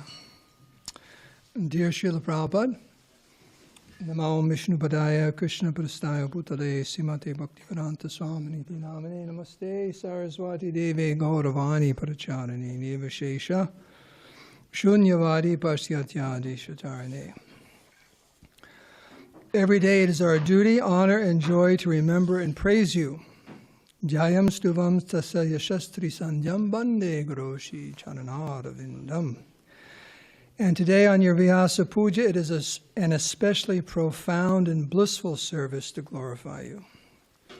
As the founder Acharya of ISKCON and the obvious Mahajan of preachers in the modern day, you were empowered by Lord Chaitanya to give the fallen people of this world a doubtless and fearless means to not only be delivered from the dangerous ocean of Kali Yuga, but to return home to the eternal service of Sri Chaitanya Mahaprabhu and Sri Sri Radha Krishna.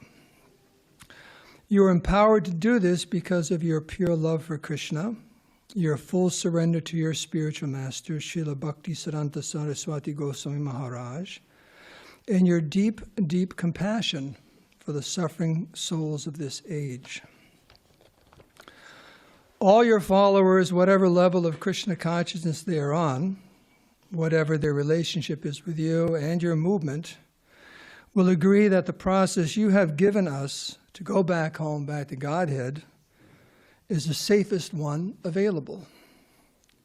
It is true that as the movement grows and there are tens of thousands, even millions of followers, there will be so many differences and ideas on how to practice Krishna consciousness in one's own life and even in the society of devotees. Many of those adjustments are normal and understandable because we are at different stages of life and are unique in many ways. Sincerity means to follow the process you prescribed as much as one can and not to resent what you have given us. Details may differ, but the core principles you set down are indeed the safest path to please you and to attain perfection in Krishna consciousness. Safe is a perfect word to describe the path of Krishna consciousness you have chalked out. There are expressions in English using the word safe which convey the point. Play it safe. Better safe than sorry. Safe and sound, a safe bet, be on the safe side, and to be in safe hands. Our unfortunate tendency is to be lazy and proud, and in that condition we may think it's okay to turn towards Maya and listen to her. In Kali Yuga we're all weak in so many ways, but as is warned in the Prema Vivarta, if we turn away from Krishna and try to enjoy Maya, we start sliding, and then Maya will slap us down. Krishna Bahirmukha Han Bhoga Vanchakari Nikatasta Mayate Japatiyadhari. Japatiyadhari are the words Srila Jagadananda Pandit, the author, uses.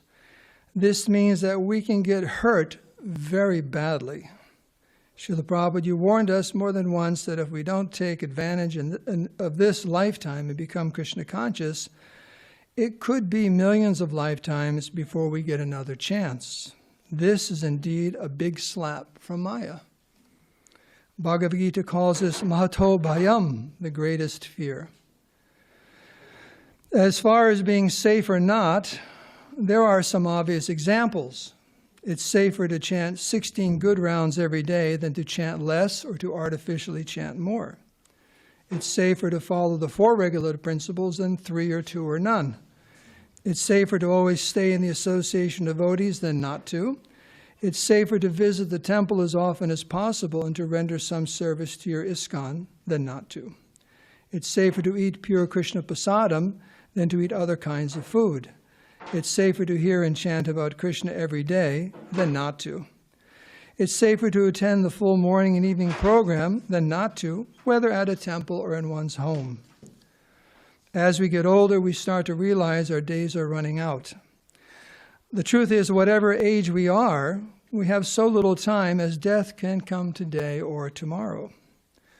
You gave the example of pilots. Sooner or later, they must fly their own plane. No one can help them. So it is with each one of us. Sooner or later, the test will come, and we must fly out on our own. I am so grateful and happy that you've given us a doubtless, fearless, and safe path to become free from all of our suffering and to return home back to Godhead. May you grant us all the perfect, safe shelter of serving your lotus feet and the lotus feet of all your followers. Your servant, Dharma Setu Das. Srila Prabhupada ki jai. Who's next? Jamunapati. Jai.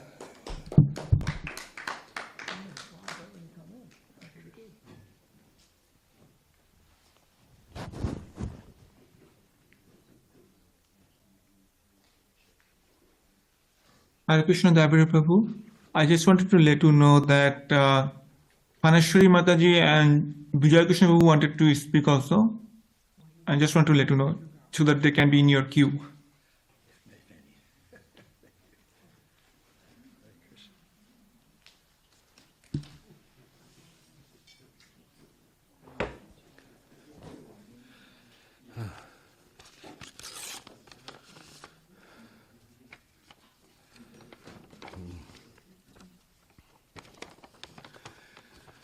Okay, Hare Krishna. Okay, Nama Om Vishnu Padaya Krishna Prishtaya Bhutale Srimate Bhaktivedanta Swaminiti Namane Namaste Saraswati Deve Gauravani Pracharane Nirvishesha Shunyavadi Paschatya Deshatarane. Dear Srila Prabhupada, I have been reflecting on how, through your wonderful example and through your teachings, you are giving us everything we need to have and to do to reawaken our natural spiritual qualities. You've given us the spiritual science on how we can grow to truly understand God, Krishna, how to learn to serve and love Him, and also how to please Him by learning how to best serve and love all of Krishna's part and parcel living beings as our kindred souls. I remember a day back in 1975 when I was at my high school, Cortez High School in Phoenix, Arizona. I was walking along between classes, looking up at the clear blue Arizona sky, and I was feeling very despondent as my heart felt very heavy and pained. At that time, I asked the question, why is my heart feeling so pained? Why is it that I do not feel a deep love within myself? Why do I not feel love and affinity to others, like my fellow students and other persons around me? Later that same year, Srila Prabhupada, due to your infinite mercy, I came to know of you and of your movement of wonderful devotees. There in the desert of life, in the literal desert of Phoenix, Arizona, your abundant, cooling, and pure river of mercy found its way into my life due to the devotees who set up a preaching center in this town, which somehow ended up being only a few miles from my childhood home. Reflecting on that time so many years ago, I feel so very fortunate to be in a place today where I can continue to try to develop a true quality of heart, which is aligned to our own internal nature as an eternal servant of Krishna, and which, through our consciously trying to become pure in heart, will become more and more pleasing to you and to Lord Krishna. We learn of what is pleasing to Krishna through your divine grace, through your sharing with us Krishna's instructions and the instructions of Krishna's dear devotees. One verse from the Bhagavad Gita that comes to mind is as follows. This is from Bhagavad Gita 12, verses 13 and 14. Advaishta sarvabhutanam maitra karuna evacha niramamo nirahankara samadukha sukha shami santushta satatang yogi yatatma drida nishtaya, mayarpita mano buddhira, yomad bhakta same priyaha. One who is not envious, but is a kind friend to all living entities, who does not think himself a proprietor and is free from false ego, who is equal in both happiness and distress, who is tolerant, always satisfied, self-controlled, and engaged in devotional service with determination, his mind and intelligence fixed on me. Such a devotee of mine is very dear to me. And I was looking at a couple words in the word-for-word translation. Advaita means non-envious, sarva bhutanam, toward all living entities. And then maitra means friendly, and karuna means kindly, and evacha also.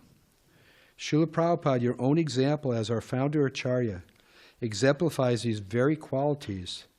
There is one quote I came across by Chanakya Pandit which states as follows: in behavior, the outer form indicates the inner core. There is also a saying that example is better than precept. Your very heart was displayed as unwavering in your actions as our spiritual master and as a spiritual guide for all humanity. You are certainly most dear to Lord Krishna, as you fully exemplified how to be both kind and friendly toward all living entities. Thank you, Srila Prabhupada, for giving us this wonderful gift of Krishna consciousness, for giving us your sweet example, your spotless teachings through your books and recorded messages, and through you giving us a true purpose, which is to serve together as your devotees in a loving and cooperative spirit to share Krishna consciousness just as you have taught and requested us to do so.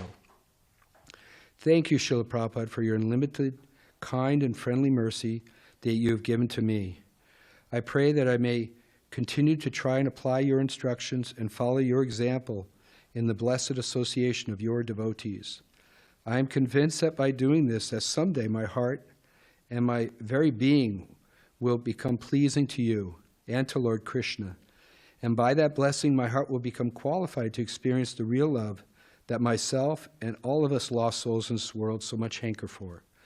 Your lowly and aspiring servant, Yamuna Pati Das. Srila Prabhupada ki jai. Thank you. Hare Krishna.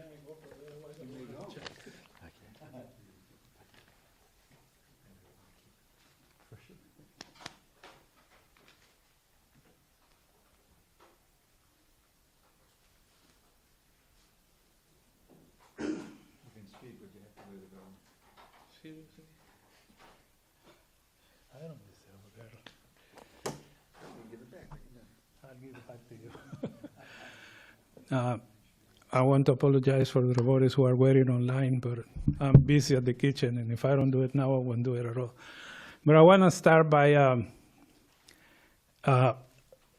thanking all the devotees who've been working really hard, putting this Jagmastami Vyasa Puja. Yesterday when I came, I saw everybody running around, really busy, putting an amazing effort and everything. And I was talking to my wife Ladley, and we were remembering how we used to come and do the same some 20 years ago. That she would make garlands, decorate the temple, decorate the altar, run and make the cake for Jagmastami, and then go to sleep like at 1 in the morning, get up and make Prabhupada's cake. And I was in the kitchen making 108 preps and all that kind of stuff. And one thing that got me thinking is none of us, or the vast majority of us, never met really Srila Prabhupada in person. We came later. So how is it that all these devotees are putting all this effort, all their lives, all their energy, the best part of their life, and giving it to Prabhupada? And I was just thinking that those are also the glories of Srila Prabhupada. Because just like Krishna's glories are unlimited,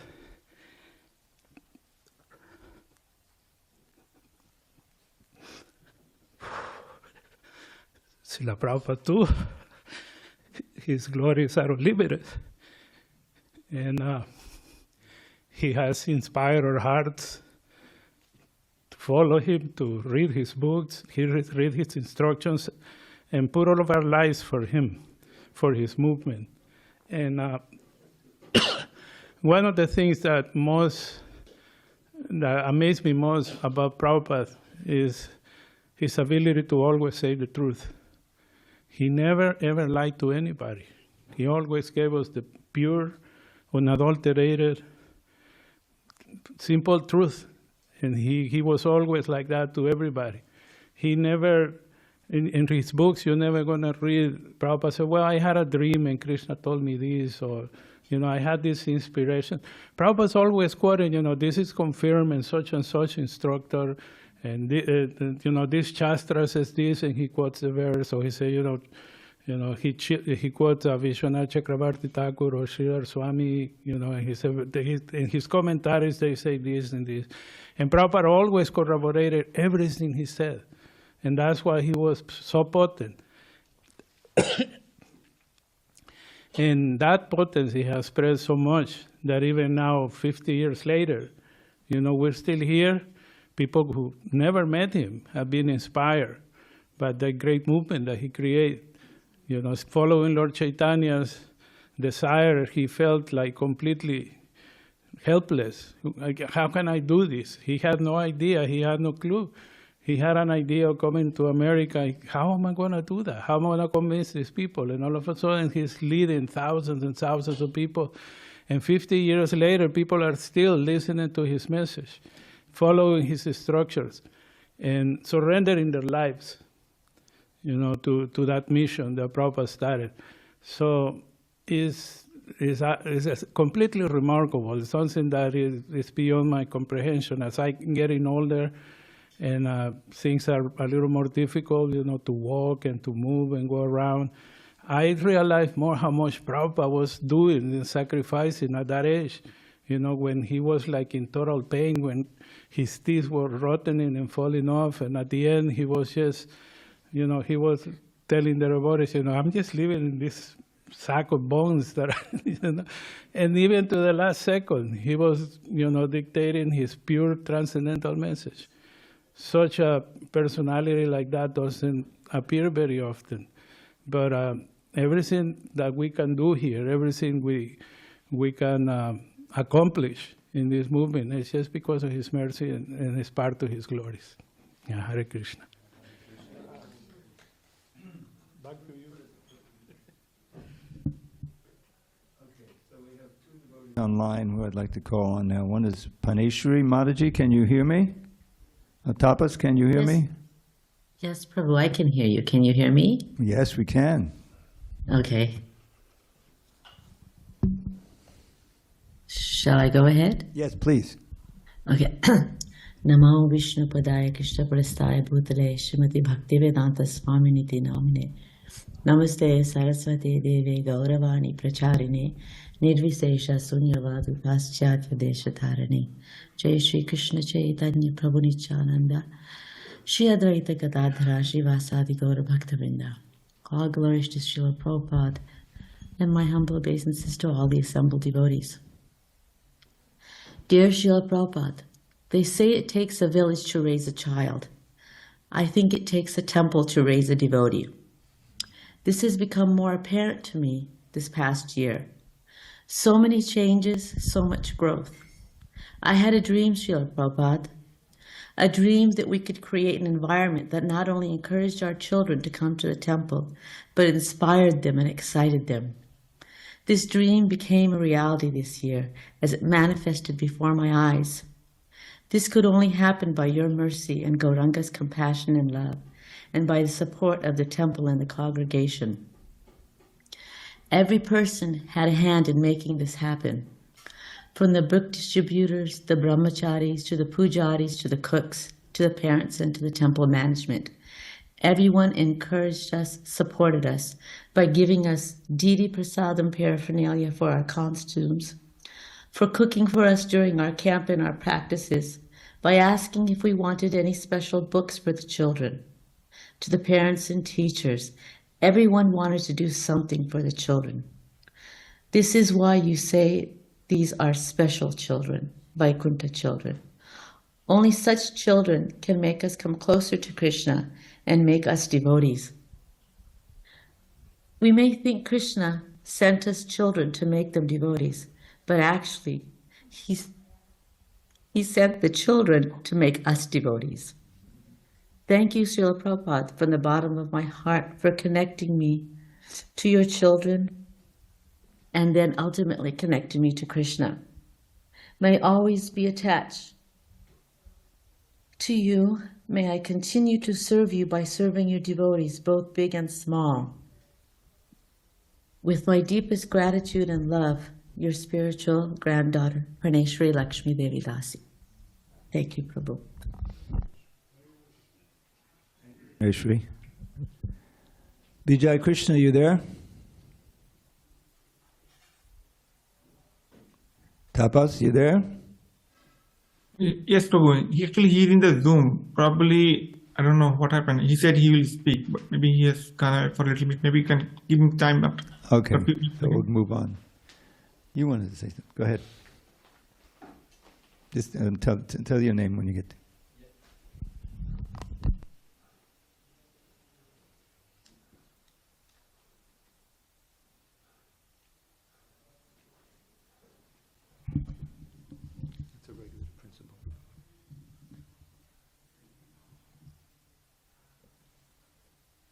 Time up. Okay. Yes, I'm here. You wanted to say something. Go ahead. You're next. Tell your name when you get there.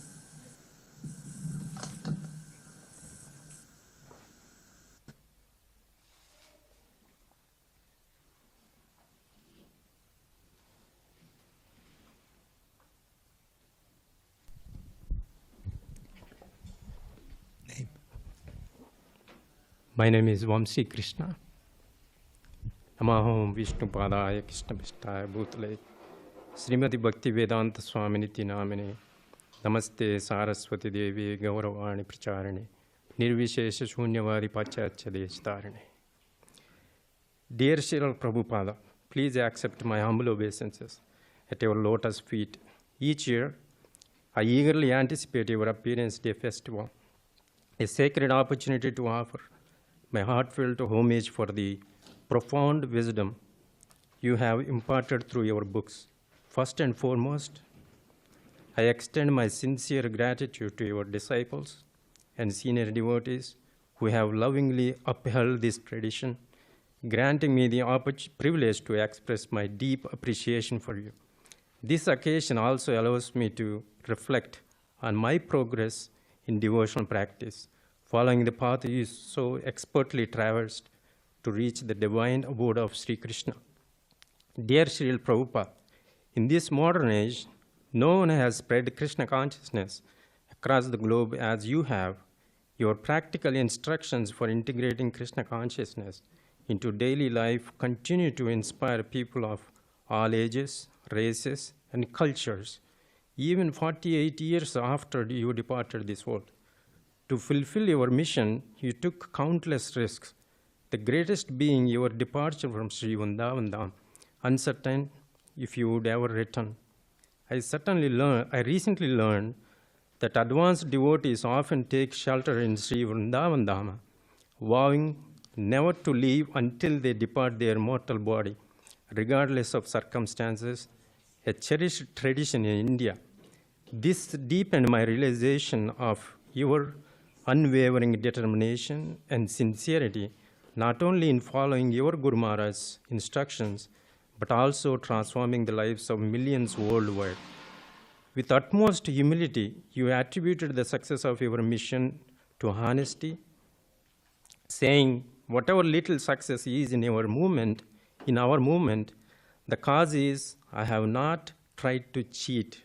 Honestly, what I knew, I heard from Guru Maharaj and scripture, I took it, there was no cheating.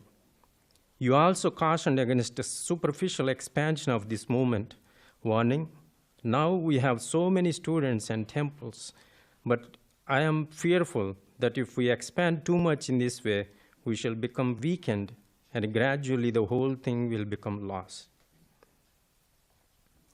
Just like milk, we may thin it more and more with water to cheat the customer, but in the end, it will cease to be milk. Better to boil the milk vigorously and make it thick and sweet. That is the best process. So let us concentrate on training our devotees thoroughly in Krishna consciousness through our books, tapes, discussions, and by always instructing them in the right propositions. Through your lectures and writings, I strive to understand how a pure devotee of Krishna consciousness perceives the material world, reflecting on subjects like politics, philosophy, and religion. You coined the term spiritual communism, commenting on the politics of your time, writing, according to spiritual communism, all properties on the surface of the globe belong to the Supreme Personality of Godhead. The population has a right to use goods only after offering them to the Supreme Personality of Godhead. This is the process of accepting prasada. Even when expressing gratitude for others' service to you, you always directed your thanks through Krishna. In your diary on the Jaladuta, you wrote, "The cabin is quite comfortable. Thanks to Lord Krishna for enlightening Sumati Murarji for all these arrangements." Dear Srila Prabhupada, it is no exaggeration to say that you are the most impactful immigrant to ever arrive on American shores. Measured by your unparalleled contributions, you awakened the spiritual consciousness of millions worldwide, establishing yourself as the most charitable Acharya. I am eternally grateful to Krishna for blessing me with the association of your books and your followers. You taught me that bhakti is a science, not a sentiment. I humbly seek your blessings and guidance to advance in this science of bhakti. Your servant's servant, Vamsi Krishna. Thank you very much.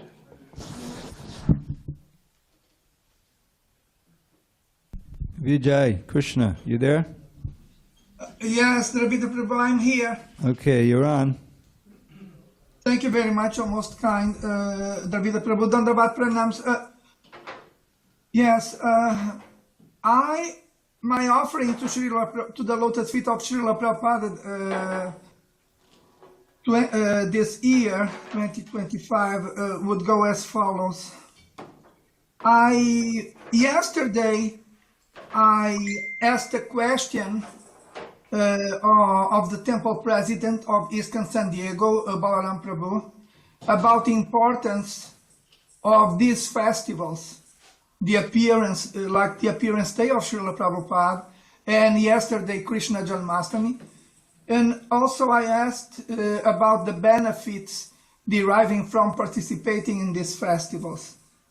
So apart from the answer that Balaram Prabhu gave me, which was beyond exceptional and very pleasing to my heart and soul, and very clarifying, I would like to add to Balaram Prabhu's answer the following, and this is my personal realization related to the importance of these festivals, is that if we don't know the personality who is being celebrated, then these festivals are a very good opportunity for us to begin to know about him. In this case, Srila Prabhupada. In today's case, Srila Prabhupada. But if we already know about the personality who is being celebrated, then I think that these festivals could be used for us to show how grateful we are to the personality who is being celebrated. And my gratitude would go in the following form or shape. I'm not qualified to give thanks to Srila Prabhupada because of how elevated is the position of Srila Prabhupada in the Guru Parampara. But I dare to offer my gratitude to one of his disciples, which happens to be connected with ISKCON San Diego. And this disciple is Dravida Prabhu. And why would I dare to show gratitude to Srila Prabhupada by offering gratitude to Dravida Prabhu? Because, I would do it as follows. I would give thanks to Srila Prabhupada for having in Dravida Prabhu the disciple that Srila Prabhupada has. And now I would like to mention some of the qualities of Dravida Prabhu as a disciple of Srila Prabhupada.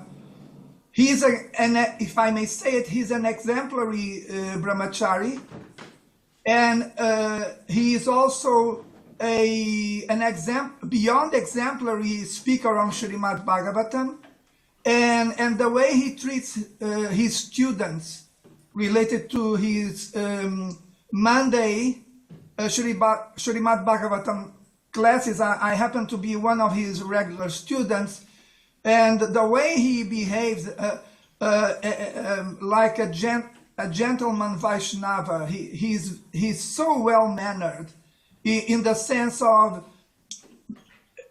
putting us at ease in order for us to become familiar with Srimad Bhagavatam in the most easy and comfortable way, like telling us by the second that we're doing the right thing.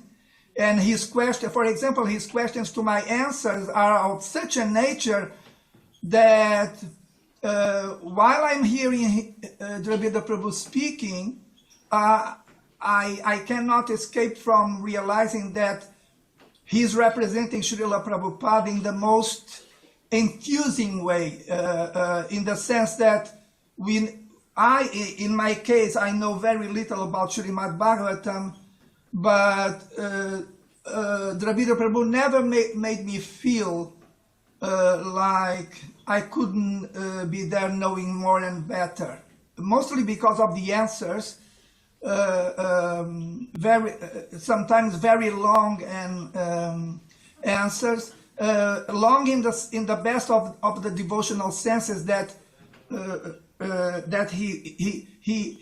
he exchanges with his students for his students to understand that, again, we're doing the right thing, and that to make progress is not an impossible thing for us to do in Krishna consciousness. So, Srila Prabhupada, today I would like to show my gratitude to your lotus feet, not directly to your lotus feet, but through Dravida Prabhu. I dare to say that it's very difficult to find, and I know the international community of ISKCON, and it's not easy to find such a gentleman, and that is why I'm so grateful, because if my teacher is not gentle enough, he would lose me. But that is, with Dravida Prabhu, it is the opposite, the exact opposite.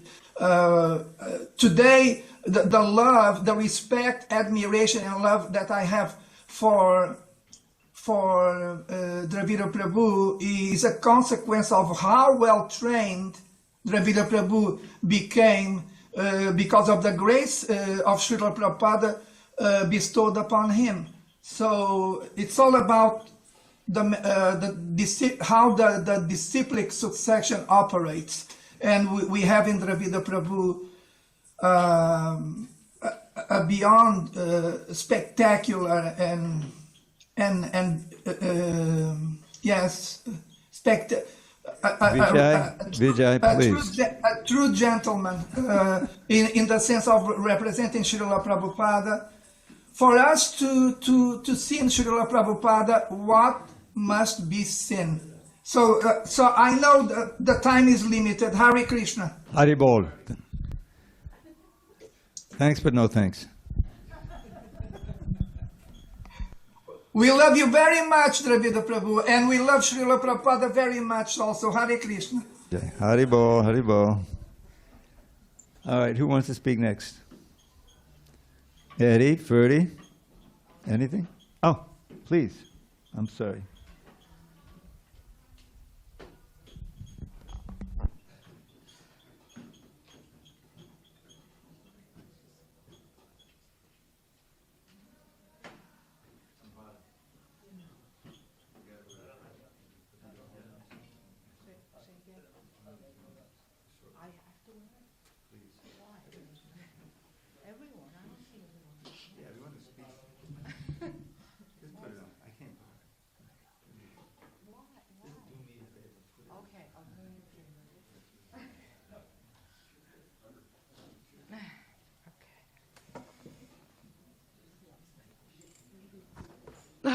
Hare Krishna.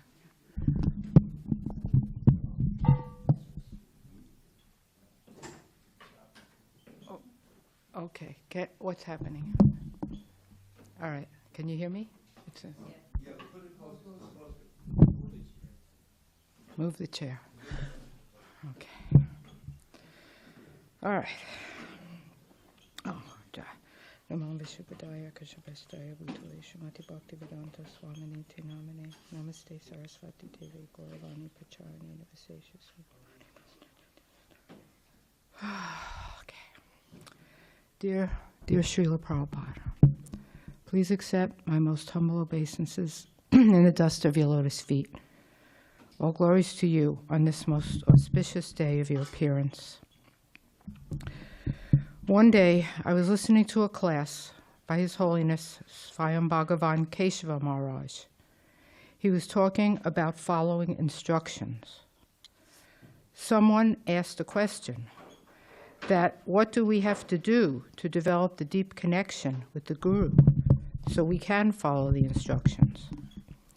Keshava Maharaj related a story that in the beginning of the movement, when you first became ill and wanted to return to India, your disciples asked if you could send one of your godbrothers back to the United States to be with them. You replied gravely, "My spiritual master was no ordinary spiritual master. He saved me." The devotees then realized that there was no replacing you. Keshava Maharaj went on to say that unless one has that level of feeling, the gravity of the gift of the Guru, what he has done, unless that dawns upon one's heart, the instructions will not penetrate one's life. He said that the more we realize I was nowhere, I was no one, I had no chance, but my spiritual master picked me up and saved me. When the gravity of that dawns on one, then one will know when they wake up in the morning, there's only one thing I have to do. I have to follow the instructions. When I heard that, it was like a lightning bolt struck me. I realized that that's what has been my problem all along. I have no such realization. So today, I won't even bother praying for that realization because it won't be sincere. I can only try to stay in the association of your devotees, and maybe one day, by your mercy, I will realize the gift that I have been given. And that's the day when your instructions will be a blessing and not a burden. Jai Srila Prabhupada, your totally insignificant servant, Sampada Dasi.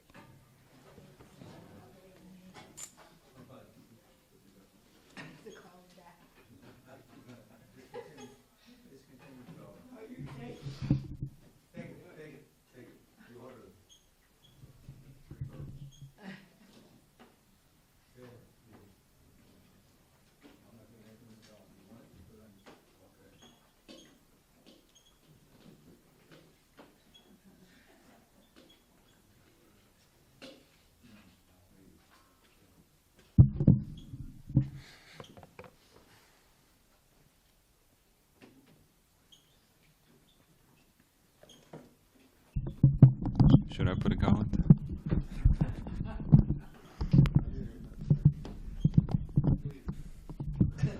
Namo Vishnupadaya Krishna Prasthaya Bhutale Shrimati Bhakti Vedanta Swaminiti Namane Namaste Saraswati Devi Gauravani Pracharine Nirvichesha Shunyavadi Pashchata Deshatarine.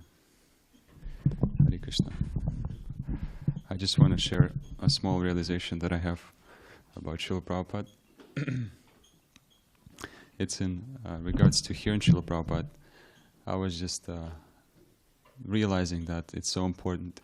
And Krishna says in the Bhagavad Gita that sometimes the mind, if it's focused on many things, if it's indecisive, it becomes Bhakushaka. There's so many, many-branched, it becomes many-branched.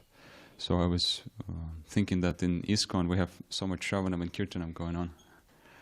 But for me, personally, it's becoming more and more important to hear Srila Prabhupada and to get instructions and proper shiksha of Srila Prabhupada. And because we all understand and know that sometimes we get bombarded and attacked by Maya, and we might feel weak in our spiritual life. But if we just hear Srila Prabhupada preach on a particular point that we are facing and struggling with, then it becomes clear and we get proper guidance and solutions. And hearing Srila Prabhupada is something that I'd like to put my attention to this year and for many coming years. And one time in 1971, when devotees went to India, and they were in Kumbh Mela, and they gathered together in a preaching, like in a pandal. And the weather was really cold. There was fog in the morning. It was really austere situation for devotees, and it was difficult for brahmacharis and devotees to get up in the morning and to follow the program. You know, Mangalarti and classes. Srila Prabhupada was speaking on the Jamal pastime. But Srila Prabhupada, what he did, he taught devotees by his own example, and he would get up in the morning and take a bath and follow the program. And devotees, although they saw so many things in that place, they still carry the realization that the most important spiritual benefit in the spiritual place or in a holy place is to elate in hearing Srila Prabhupada. So we're just appreciating that fact that although we have so many things happen in life, and sometimes the circumstances might not be most favorable, but still we have our shelter of Srila Prabhupada, and we can always find so much wisdom and so much nice instructions in Srila Prabhupada. So hopefully you all much more senior than me, and hopefully we can together continue putting Srila Prabhupada as a center of our life and developing in our Krishna consciousness. Thank you very much. Hare Krishna. Thank you, Sean. You're up.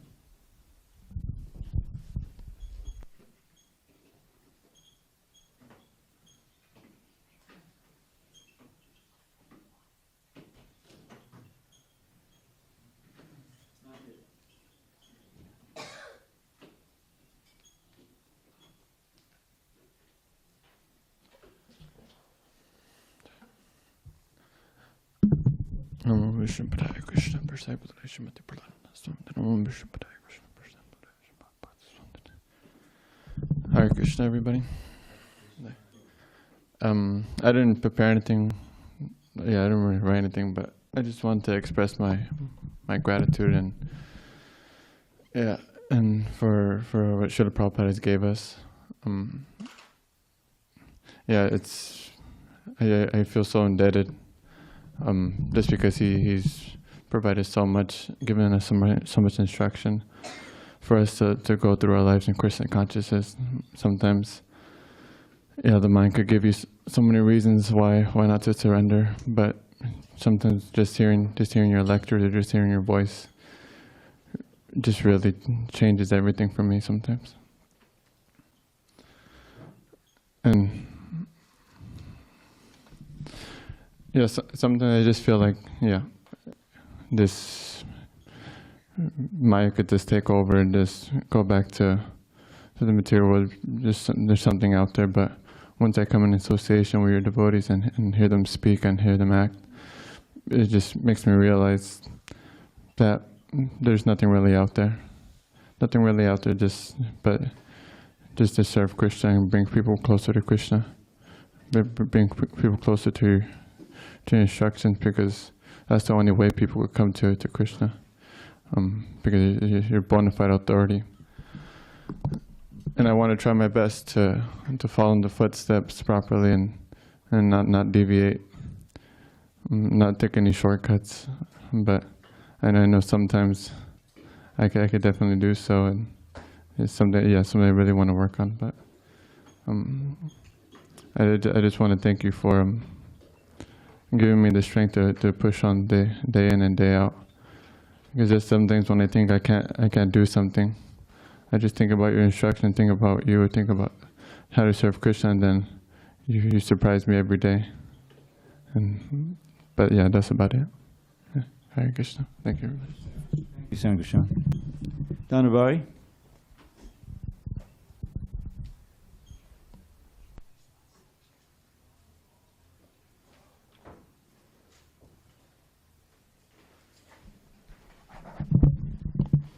Hare Krishna. Om Jnanam Timrandasya Gnananjana Shalakaya Chakshuronmilitam Yenam Tasmai Sri Guruve Namaha. I'm not prepared, but I was thinking about Srila. I always think about Srila Prabhupada when I hear his classes and when I experience something. Especially I see some other gurus in India, and people talk about it, and I always share with them how much Srila Prabhupada did, and he's still doing it, and how much knowledge he had. So he could, you can understand, but you can, to teach somebody and to make other people understand, it's like, it's very hard, and we all know, but I was just thinking how much he transformed people, even, we all didn't have any quality on, and back then, how much after all the struggle and the way he explained, and at the same time he kept the sastric praman, the confirmation, he did not make it up, or he did not say that, okay, I say it, you do this and that. So it's even to make somebody, I have a granddaughter, she's 3 years old too. The mind is so strong, and I can't even make her understand anything, even little girl. And I'm when we get adult and we think we know so much and we have so many questions, and how much I don't know, it's a superpower.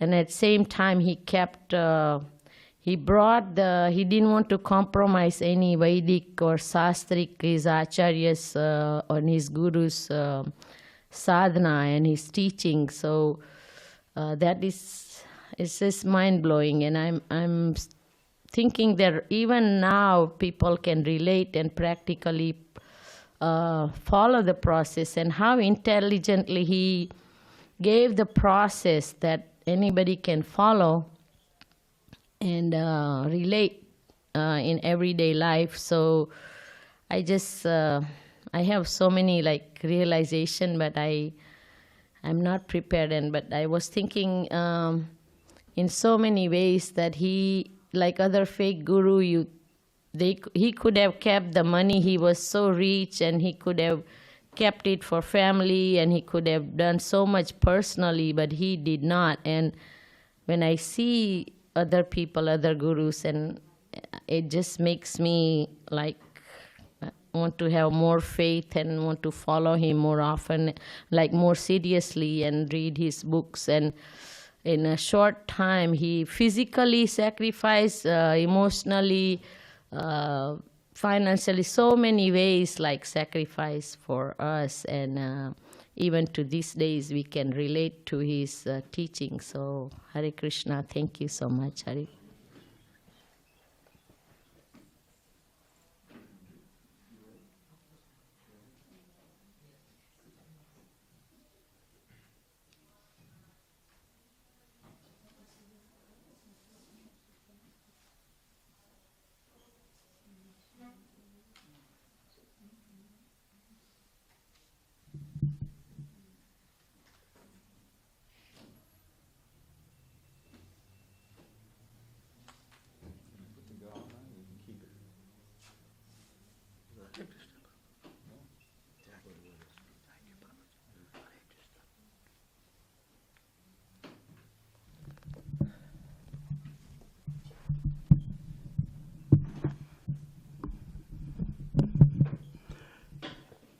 Hare Krishna.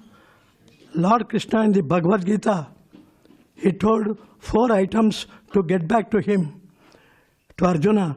That are, he told to Arjuna, Arjuna, I am going to tell you my supreme instruction, the secrets of all secrets, the king of education. You please hear it from me, then you will get back to Lord Krishna. So 4 items. First item he told is, always remember me. Second item is, become my devotee. Third is, worship me. Fourth is, make pranamam for me. If you do these 4 items, you'll get back to Lord Krishna.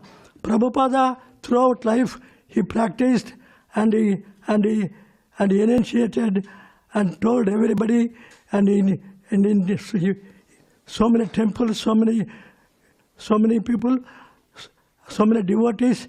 Now in India, approximately 900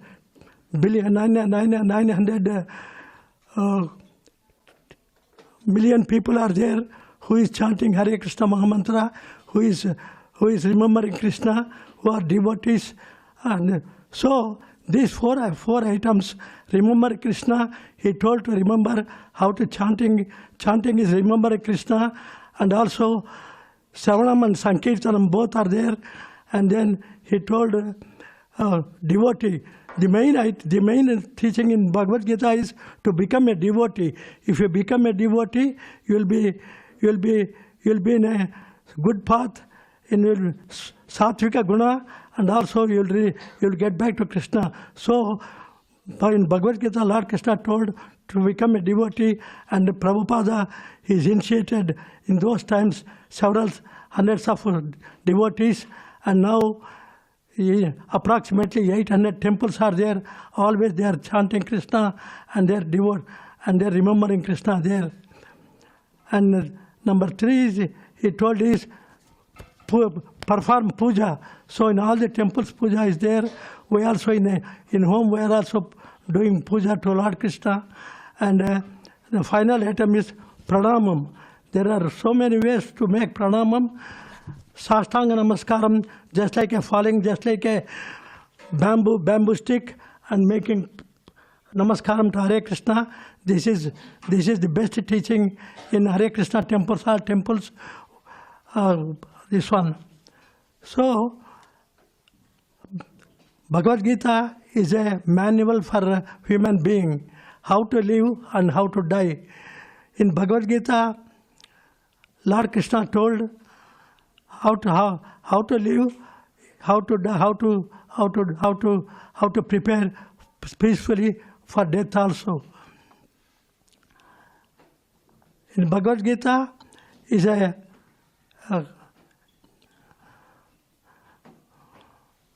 in Bhagavad Gita, Lord Krishna told how to remember him, how to think of him, how to get back to him. See, in Bhagavad Gita, Lord Krishna told how to prepare for living in this material world, and how to prepare to death. So Bhagavad Gita teaches us how to prepare in this material world. Dukkhalayam asaspitam. So many problems are there. In the library, how many books are there? Innumerable books are there. On the same manner, here dukkhalayam means so many problems are there in this. So for all these problems, Lord Krishna is giving solution how to prepare as long as you are remaining in this material world, and then how to die peacefully and tranquility at the time of death. So Prabhupada, throughout his life, he practiced, and he was very exemplary to tell Hare Krishna Mahamantra, and also chanting of Hare Krishna mantra.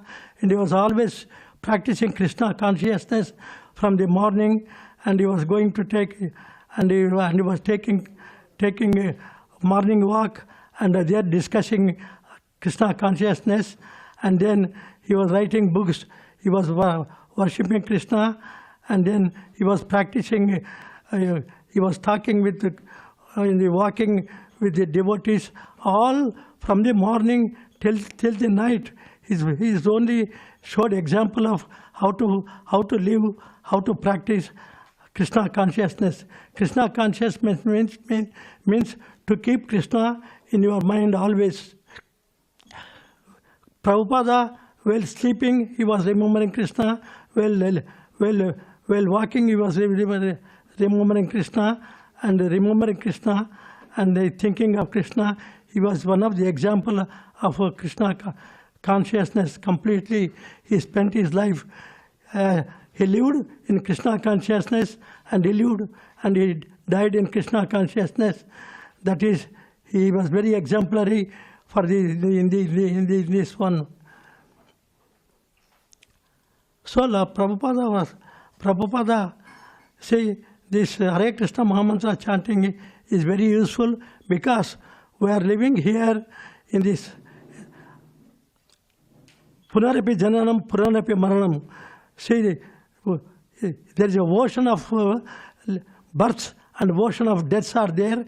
To how to get out of this ocean. So it is Dukhalayam, and for all this one is called Bhavarogam. Bhavarogam means Bhava disease. It is a ocean of disease, ocean of births and ocean of deaths are there. So how to come out from him is keep Krishna conscious. Remember Krishna always, so that Krishna will pass you peacefully. Death will occur peacefully and very happily. And Prabhupada was telling, don't forget your business. Don't forget your business. He was telling our business is Hare Krishna Mahamantra chanting, living very sattvika guna and preparing for death. So Prabhupada was telling, Prabhupada was telling how to do your business. Don't forget your business. Our business is always Krishna consciousness in the morning, Krishna consciousness. So he was telling, and he told example how to live in Krishna consciousness from the morning till then. The same thing Krishna told in the Bhagavad Gita. Bhagavad Gita is a manual for how to live and how to die. How to die is practicing. So Bhagavad Gita teaches how to happily perform your duties as a human being and how to get back as a human being. He was telling. So Prabhupada was telling that this life is very short, and in this life Lord Krishna has given human form. In the human form we should not forget Krishna consciousness. So think of Krishna, remember Krishna, and doing service to Krishna, devotees, and society, and all the people now following Krishna consciousness in all the continents. People are following Krishna consciousness and preparing for death and preparing for life. Everything is not certain, but Prabhupada was telling death is sure, 100% sure. So for this death, we should not die like animals. We should die with peace and tranquility, and there should not be any kind of there should not be doing undesirable activities. So we have to do activities. Prabhupada was telling, no meat eating, no gambling, no drinking alcohol, no external sex. With these 4 sex, 50% of your bad karma you are eliminating, and the remaining 50% is only your mind. In your mind, mind control is very difficult.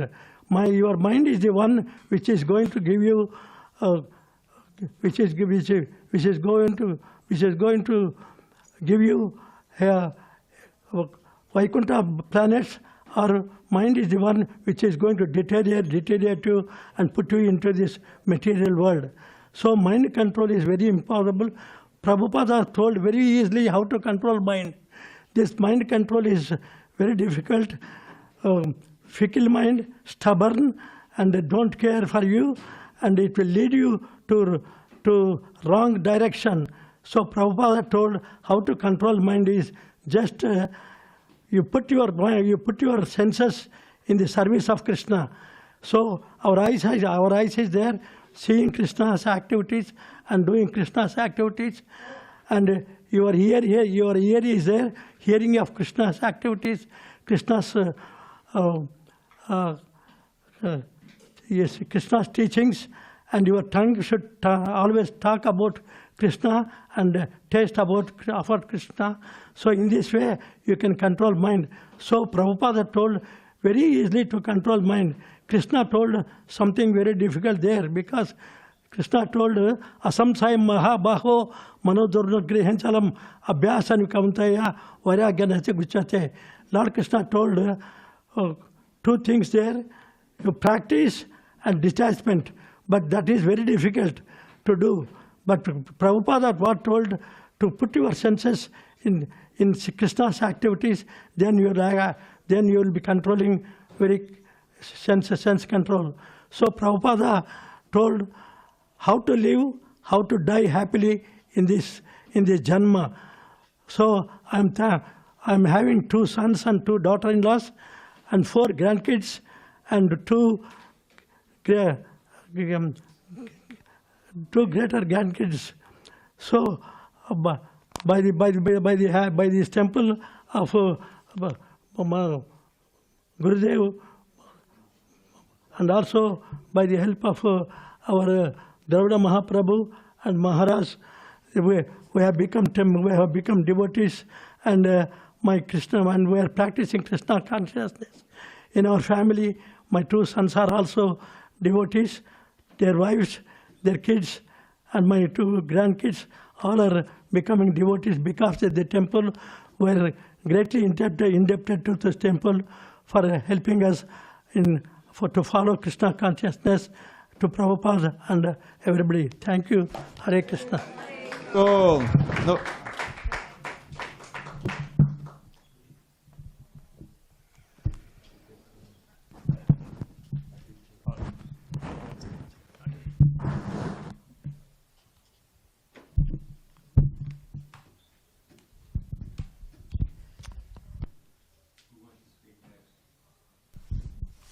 Hare Krishna. Balaram. Please.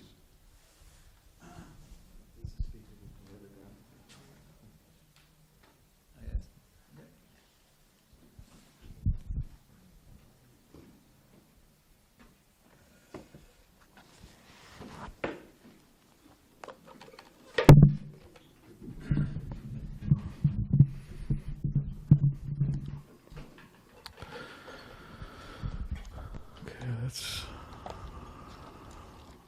see here.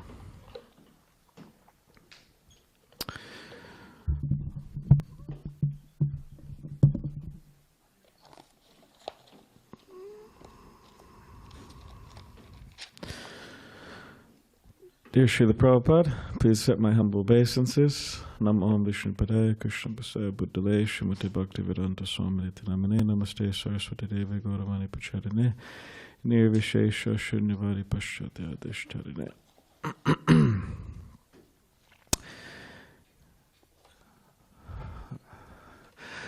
All right, let's see if I could read my writing.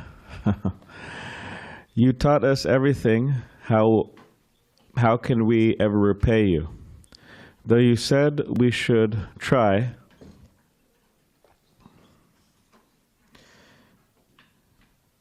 by doing what you have done, preaching vigorously.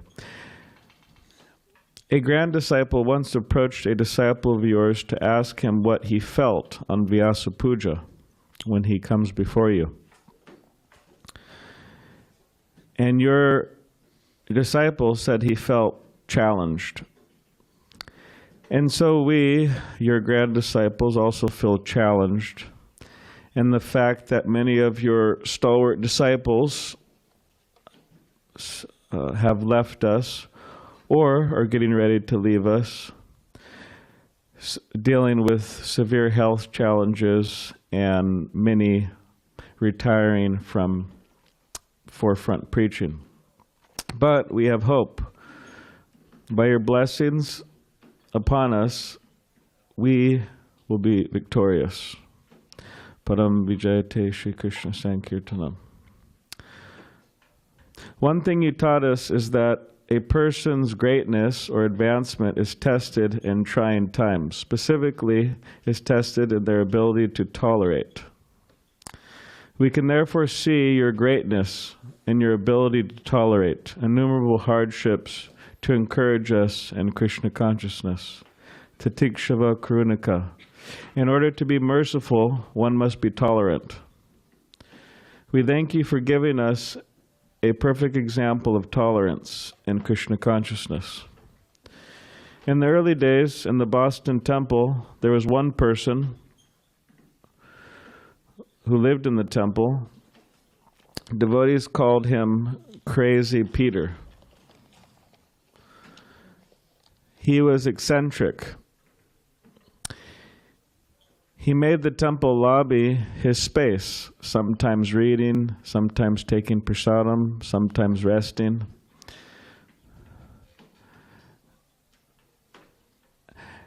And along with a number of other behaviors, that being one behavior, but there was a number of other behaviors that troubled the Boston temple devotees.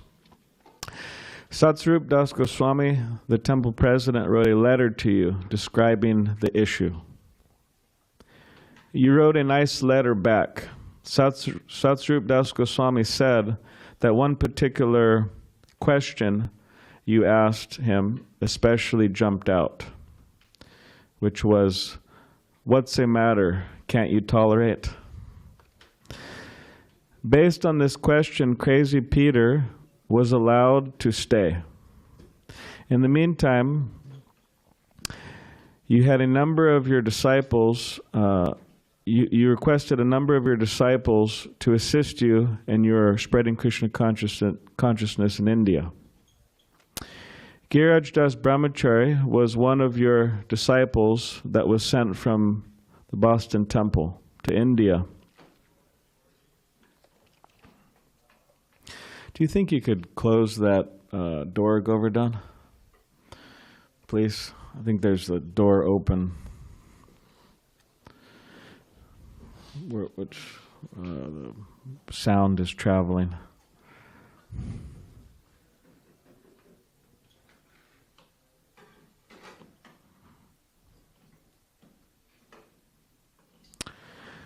So Giriraj Das Brahmachari, he went to India and was based there for many decades. Eventually, he returned to Los Angeles 30 years later. And in an LA temple, while engaged in the morning program, he turned to a devotee and asked, "Who is that?" He looks familiar. He looks like someone that we used to call Crazy Peter. The devotee responded, oh, that person? That's Krushakrata Prabhu. Giriraj Swami replied, Krushakrata Prabhu, the devotee who is nourishing the whole movement by translating so many of the important works of the 6 Goswamis and other acharyas? And the devotee said, yes. From this, we can see that by the instruction that you gave to the Boston devotees, this devotee made a very important contribution by your mercy. And that is one case. There are many cases. You have blessed our lives in innumerable ways which we may not even know. In the early days in San Francisco, Mukunda, an early disciple of yours, brought you to a very important meeting with the Indian ambassador to the United States of America, B.K. Nehru. After the meeting, you were gifted a large tin foil ball with a gift in it, treat.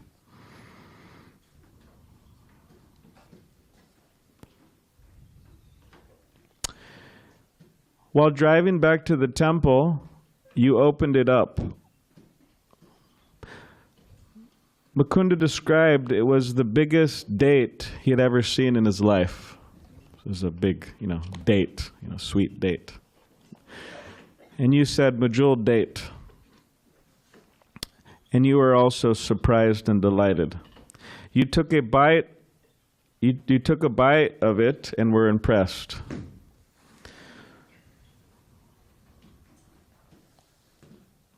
Then you passed it to Mukunda as an unknown blessing. Mukunda recalled how he was a bit disgusted, actually. No one had ever taken a bite of fruit and passed it to me.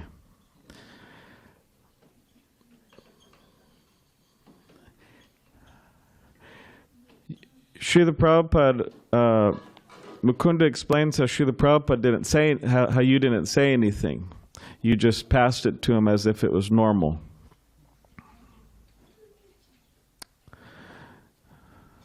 Let me see here. Mukunda explains how he was holding it, but he really didn't want it.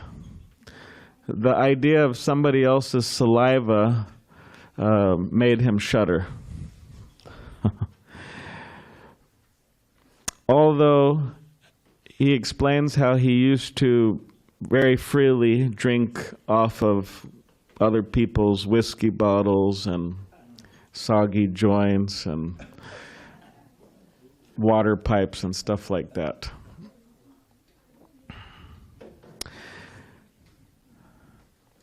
So, taking the date, he took a bite out of it and said, "Great." It was the most wonderful date he ever had. There was about a third of the date left. So, taking his left hand, put it on the driver's wheel, taking the right hand, he passed the third of it to Srila Prabhupada.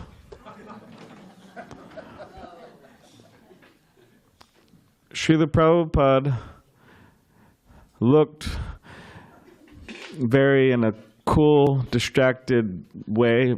He just shook his head. And Mukunda understood that he just performed a cultural faux pas mistake. Getting back to the temple, Mukunda asked Shyamasundar about it. Shyamasundar explained how he read in the Srimad Bhagavatam that if one takes the remnants of a great Vaishnava, of the spiritual master, this is a special blessing. So it's not that he was just giving you an ordinary date. It was a special blessing.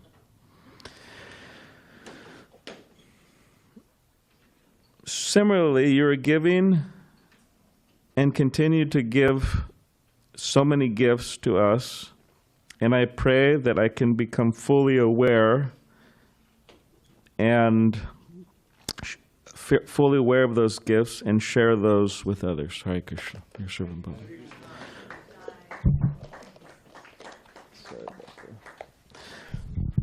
Anyone else inspired to say a few words in glorification of Srila Prabhupada? Yes? Okay.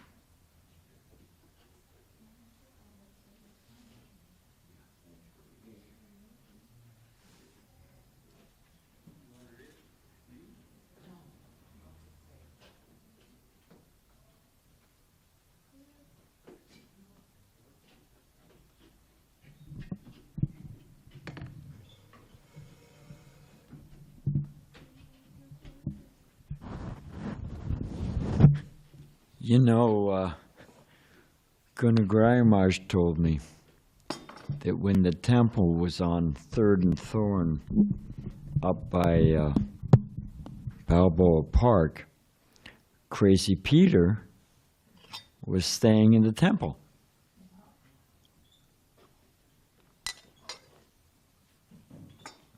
And to give you an example, and I say this from where he was to what he became, to confirm the point Balaram was making.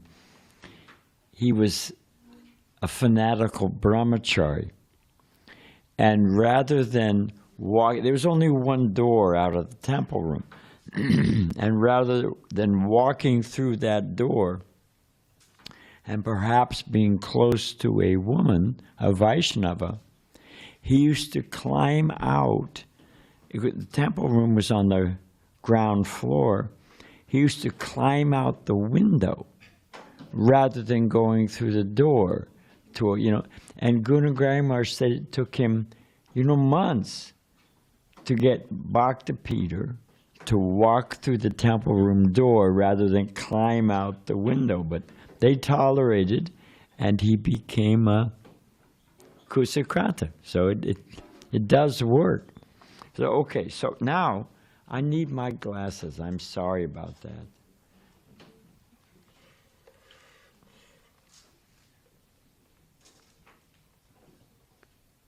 Thank you, Prabhu.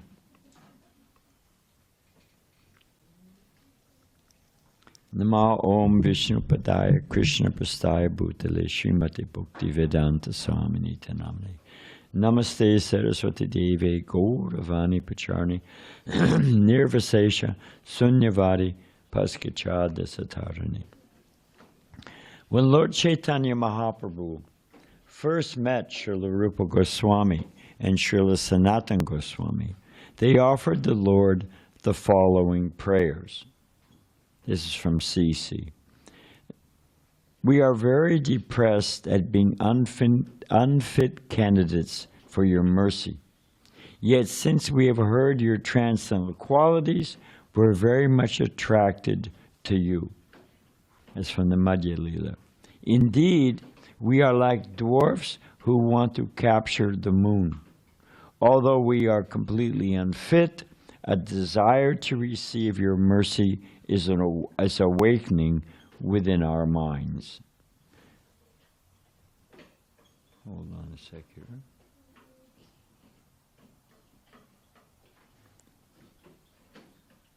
Oh, Govinda. By serving you constantly, one is freed from all material desires. This is the Goswamis talking to Chaitanya Mahaprabhu. By serving you constantly, one is freed from all material desires and is completely pacified. When shall I engage as your permanent eternal servant and always feel joyful at having such a fitting master? Now back to commentary. At the time, Srila Rupa Goswami and Srila Sanatana Goswami were known as Dabir Kas and Sakara Malik.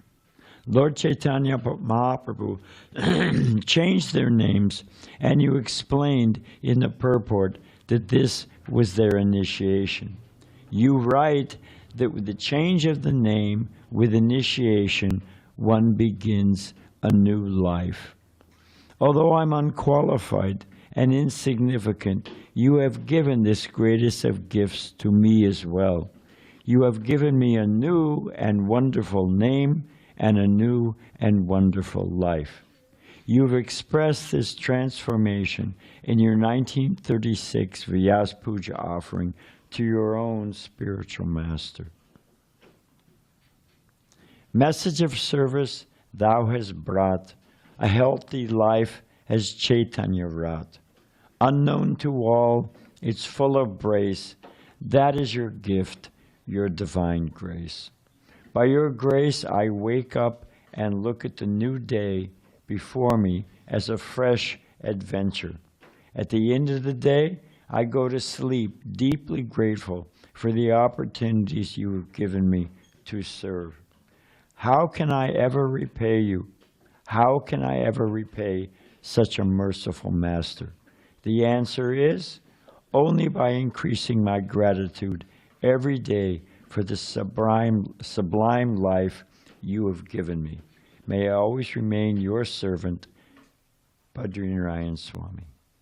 Hare Krishna. Hey, can you help me in that? I am 73 years old, almost 74.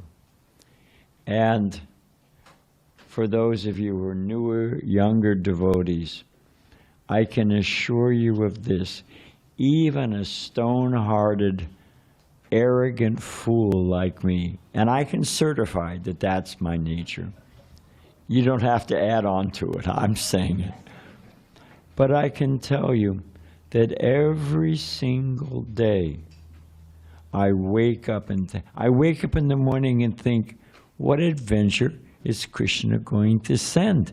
It's never boring. My father asked me one time, he said, you know, you're living this cloistered life. He's thinking, like a monk sealed up in a monastery. And he says, follow these principles. Don't you ever get bored? I was the temple president, the San Diego temple at the time. And I said, because I was thinking about it. I said, I've been burned, baked, dropped down a shaft, but I've never been bored. Boredom has never been a problem. And if you think about it, Prabhupada said there's no unemployment problem in ISKCON. We don't hire people. We don't fire people. If you just have a sincere desire to serve, there's so many nice ways to serve in the temple. You want to cook, you want to distribute books, you want to clean, whatever it is. There's so many things. So I just want to assure the rest of you, as all of us older devotees know, it gets sweeter and sweeter and sweeter. It doesn't get boring. You don't get tired. You don't think, hey, geez, I missed the boat. I should have, crank up the old sense gratification machine and go back to, no. You think, thank heaven Krishna has saved me. So it just gets sweeter. You can look forward to that. Hare Krishna. By Prabhupada's grace.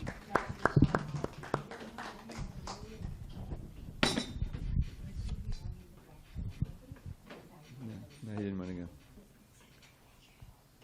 Oh, thank you.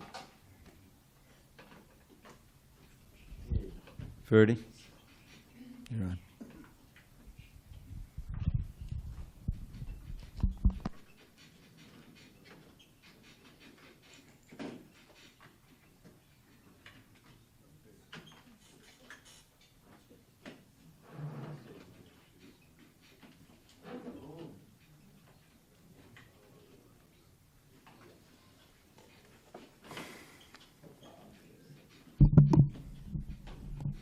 Good morning, Hare Krishna. Namo Om Vishnu Padaya Krishna Prasthaya Bhutale Srimate Bhaktivedanta Swami Iti Namine Namaste Saraswati Devi Gauravani Pracharine Nirvishesha Shunyavadi Pashtachate Shaddanine.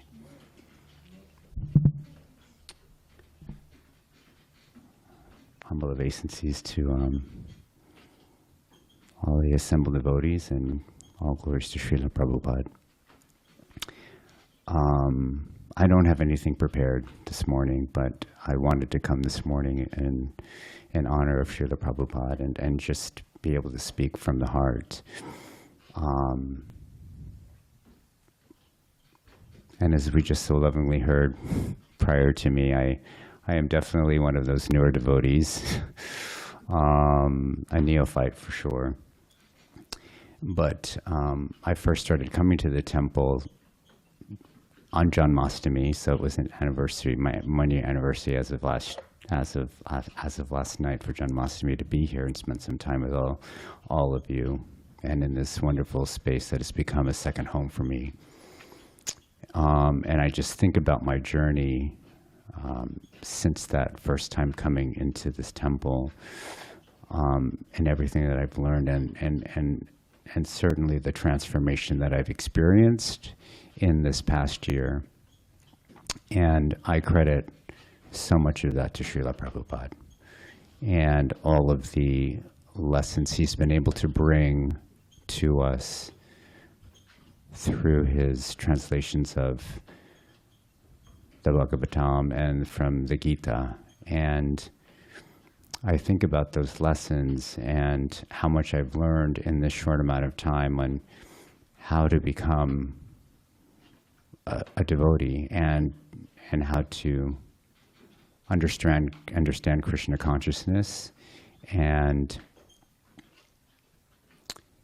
there's so many examples that have come up that in my life that have just truly transformed me. I think about just his journey to the United States in 1966,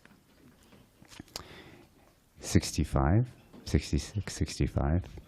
and everything that he had to endure just to get here. And then what he had to endure when he arrived. And I think about what I've had to endure prior to learning about Krishna consciousness in my life, and certainly the challenges that are part of my life today. And it's when I have those challenges, when I think of those things that I find difficult to achieve, I think of Srila Prabhupada. And it's through him that allows me to know that I too can achieve what I set my mind to, simply because of what Srila Prabhupada has been able to show us. You know, and there's, you know, I also think of Bhaktisiddhanta, his Bhaktisiddhanta Saraswati, his teacher, and you know, his teacher said, you know, I want you to take the teachings of Lord Chaitanya and bring it here in English. You know, and through that, I realized what it means to have a spiritual master. And, you know, it's because of Prabhupada that I've been able to find a spiritual master and understand what that relationship really means. And I'm so grateful for the example that he has provided to me. You know, and another thing I remember too is, you know, we recently were able to go to Rath Yatra in Los Angeles, and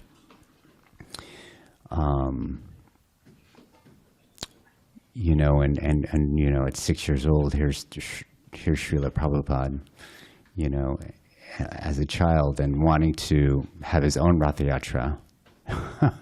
And I think of that, and you know, and how when he came here to the U.S., that he was so committed with conviction to ensure that we would take that same festival, that same celebration here, and that it was only through his conviction that he was able to, and through his disciples as well, be able to have Rath Yatra go down Fifth Avenue in New York, which is the only parade that's able to go down Fifth Avenue in New York City, which is quite an astonishment. So, you know, again, just another example of his relentlessness, his tirelessness, his selflessness, the conviction he has to really spread his knowledge, his wisdom, and Krishna consciousness to the world. And I'm just so grateful that I'm able to have him in my life.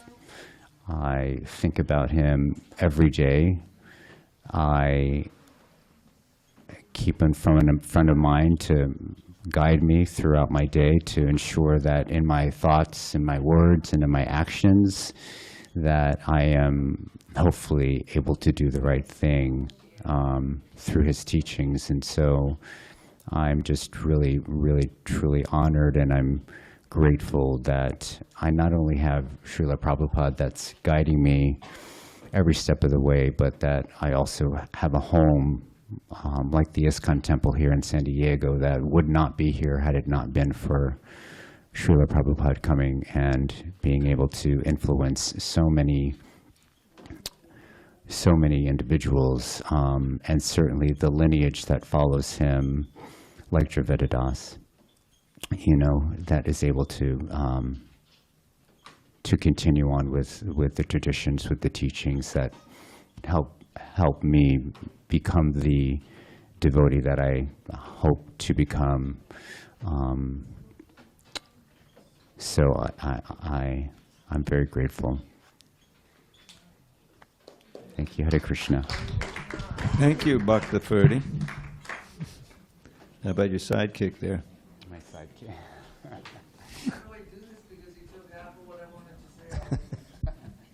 So you say the other half.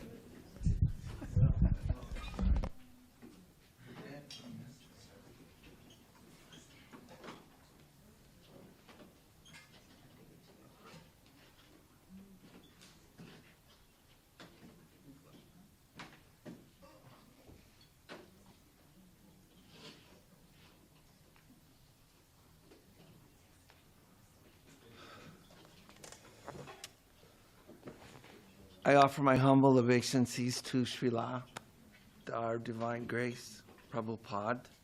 I always thought I was loud enough because everybody was, would you please be quiet? I first found out about Krishna and Srila Prabhupada in a tiny little apartment temple in Greece.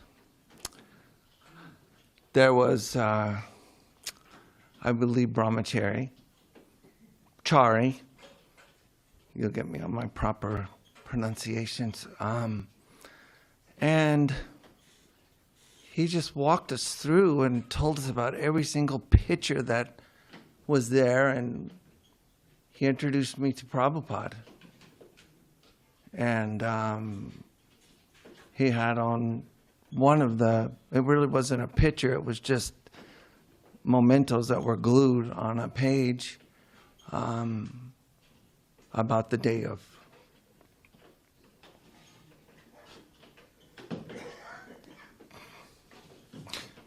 his passing.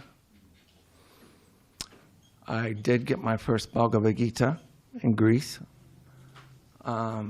I did not read it. I did actually glance over it, but I believe it was April of this year, 2025.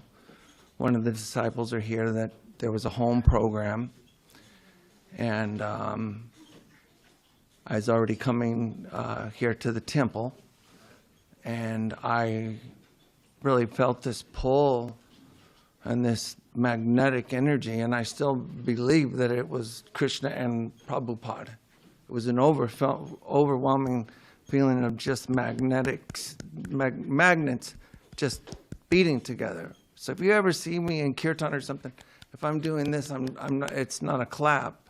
I'm feeling what is going on inside of me. Prabhupada, the journey that he took, the message that was delivered to him through Krishna, as well through my teacher, taking a long journey over the oceans and not being that well. I glorify you for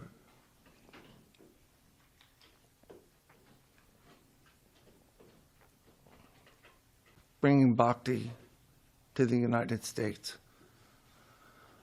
Maybe none of us would be here if not for you. I meditate every day. I play your chanting every morning. I chant with you. And if I want to really fast chant, he has a chant where he's gone very, very fast. Thus, sometimes my impatience leads me to that. But most of all, I do know that in my whole heart, not a perfect person, nobody is, but I had several fractures. And my heart has healed. I know I'm a better person because of you. And through Krishna, teaching you, you doing all of the service and education have brought the great disciples from you to us in this temple. It was in April of 2025 that I met Dravida Das at that home program. That was the night that my life changed. I had a feeling on the way back home from the temple, and I said to myself, I said, this has got to be too good to be true. Everybody's pretty much happy here. Everybody has a smile. Everybody is exuberant. They speak of you, Prabhupada. They speak of Krishna. And the two chants that I have down is the Hare Krishna, Krishna Krishna, Hare Hare, Hare Rama, Rama Rama, Hare Hare. I have no idea how many times during the day that is in my mind. The glories that have come to me are unmeasurable. When I do talk to people, I try to be not vague, but try to only speak on what I know, which is not a whole lot. My memory is not always so great, but through the teachings that I receive here at the temple, I'll only speak for myself, has burned, it has moved my world, it really has. I don't respond as quickly as I used to.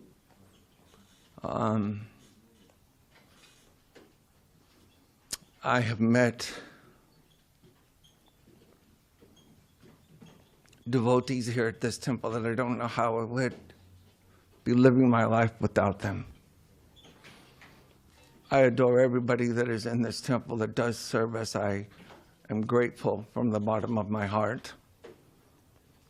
And the teachings from the Swami over there doing garlands, not paying attention, but anyways, my life has absolutely changed, and I am still the same Eddie that I always have been in my whole life. But this change of the betterment of mine, I really want that to be able to rub off on people around me. So with that, I will chant your holy name every day, and I will listen to you. Hare Krishna. Bhakti Eddie. Hare Krishna. Okay. We'll keep it short because time's running out. No, don't skip it. Go. But I asked him. He didn't want to go.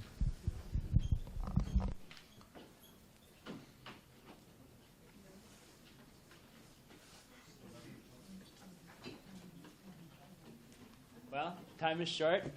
Everyone's hungry. We have other things to do, so I'll be very quick. First of all glories to Srila Prabhupada. First of all glories to Srila Prabhupada, and all glories to the assembled devotees who are here on this auspicious day after a long night last night. I have essentially one point I want to make, which is that in all of my conversations with Prabhupada's direct disciples, as well as the many memoirs that we can read of direct experiences of being with Srila Prabhupada and serving him, from Mukunda Goswami's Miracle on 2nd Avenue to Shamasundar's Chasing Rhinos with the Swami, and all of the range of memoirs.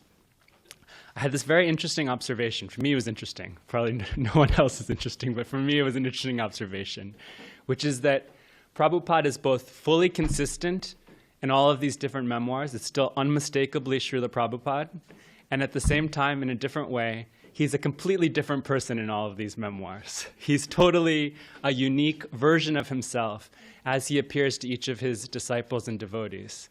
And so I've been pondering that. How can, for one devotee, he's the epitome of mercy. Well, he's always the epitome of mercy, but tolerant and patient, and nothing can fluster him. And with another devotee, he's a sharp rod of chastisement who's quick with, hey, get it right, pay attention, focus. Each of these devotees has a very unique relationship with him and a very unique Srila Prabhupada. And the observation, or the way that I sort of meditated on this, this observation, is that he's really exemplifying the personalism of the philosophy that he's teaching. And that it's not just a sort of stamped by numbers spiritual teacher or it's the same program. Everyone's asked to chant minimum of 16 rounds, follow the 4 regulatory principles. There's a consistency in the teachings, but in the ways that it's presented and in the relationships that he cultivates in the process of teaching it, there's a complete personalism that doubles, or you could say exemplifies, the philosophy. And that's been a lesson for me. And the last thing I'll say is that it captures Srila Prabhupada's genius level emotional intelligence. He wasn't just a dry philosopher. He wasn't just a gifted exponent of this classical and beautiful philosophy, but he actually had an emotional intelligence that's unparalleled. And that emotional intelligence was based on really seeing who was in it's a prompt for me to try to replicate, or not replicate, but to take inspiration from that full and comprehensive personalism. So I thank you for listening to me blah, blah, blah at the end of all of this talking. And yeah, Haribol.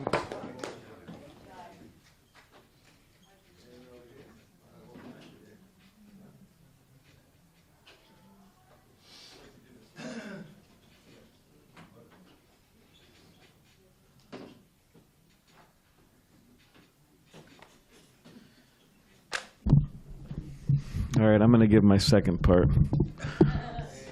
Just joking.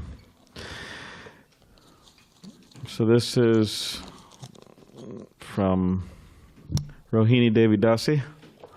She was too shy to read it, so I was volunteered.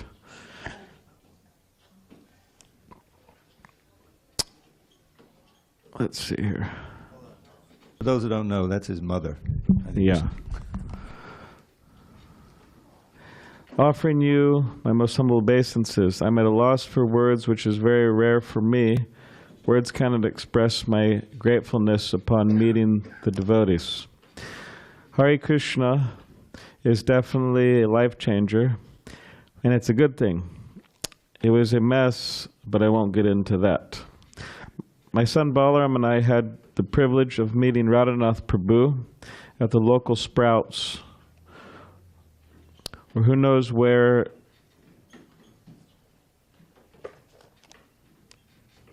I'd be, probably somewhere not very good.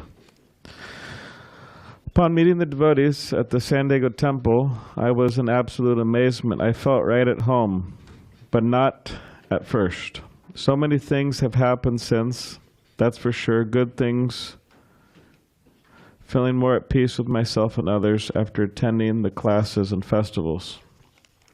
Sometimes people ask me, isn't it boring sitting around in itchy robes staring at the wall? I guess that's the conception of monkhood for people. Itchy robes staring at a wall. That's not what we do. In fact, it's the complete opposite. I could go on for days on all the activities that involves one in the service of Krishna. My favorite has been book distribution. Because of the fact we got a book that changed us immensely, so Prabhupada has somehow granted me that service through his causeless mercy. Writing this letter made me tear up, which hasn't happened in a while. I'm so grateful for all of you. Thank you so much. Hare Krishna, Jai Srila Prabhupada. Your servant Rohini Dasi, David Dasi, Hare Krishna. For those who don't know, Radhanath Prabhu is a different devotee than Radhanath Swami. Hare Krishna.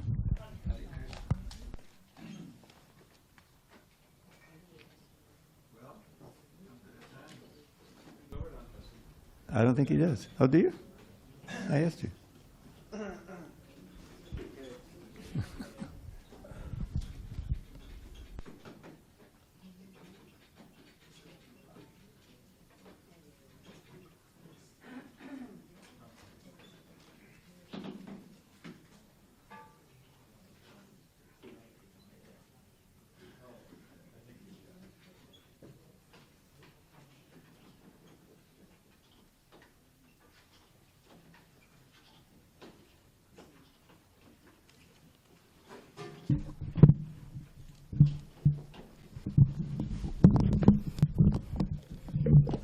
Hare Krishna.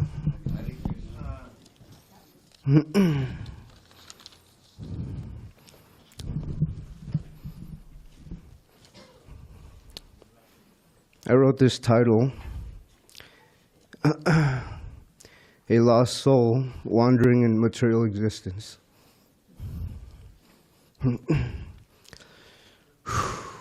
Where's Sureshwar? Every time I do my offering, I get emotional. And Sureshwar once called me Big Baby.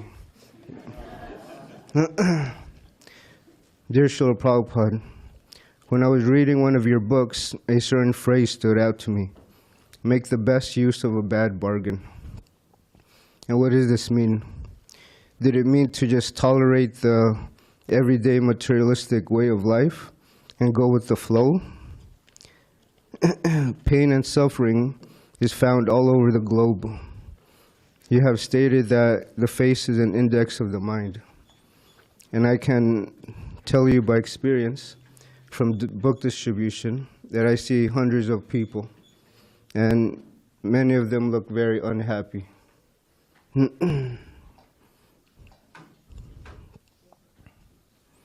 As we look at the world around us, we can acknowledge that people are struggling, even in the midst of so-called material or successful life. I was a person who was like everyone else, looking for a quick fix. And just like a diseased person who has a distorted vision of life, my conception of life was to live fast and die young. One night, while with my friends, my mind dazed on drugs, I looked up at the stars and I began to think of life's meaning. How can I accomplish my materialistic dream of being rich through drug dealing and other foolish means? Was life meant to just chase after the flickering happiness of this world? Or was there some higher purpose? As the high was disappearing and my sobered thinking began to sink in, I started to do some self-reflection. This was the start of searching out for the absolute truth. Fast forward years later, I'm given the chance to do some service in hopes to please your lotus feet. From struggling to seeking ways of serving the devotees, this lost fallen soul is finally on the path of going back home. Your eternal servant, Govardhan Das.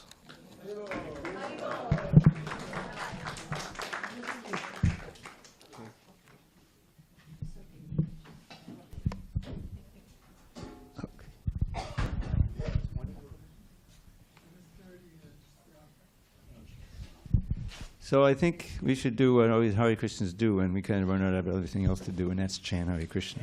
So let's have a nice kirtan. In years gone by, we'd have a bathing, but we don't do that anymore.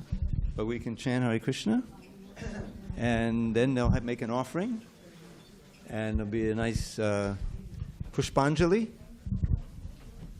So things are just getting going.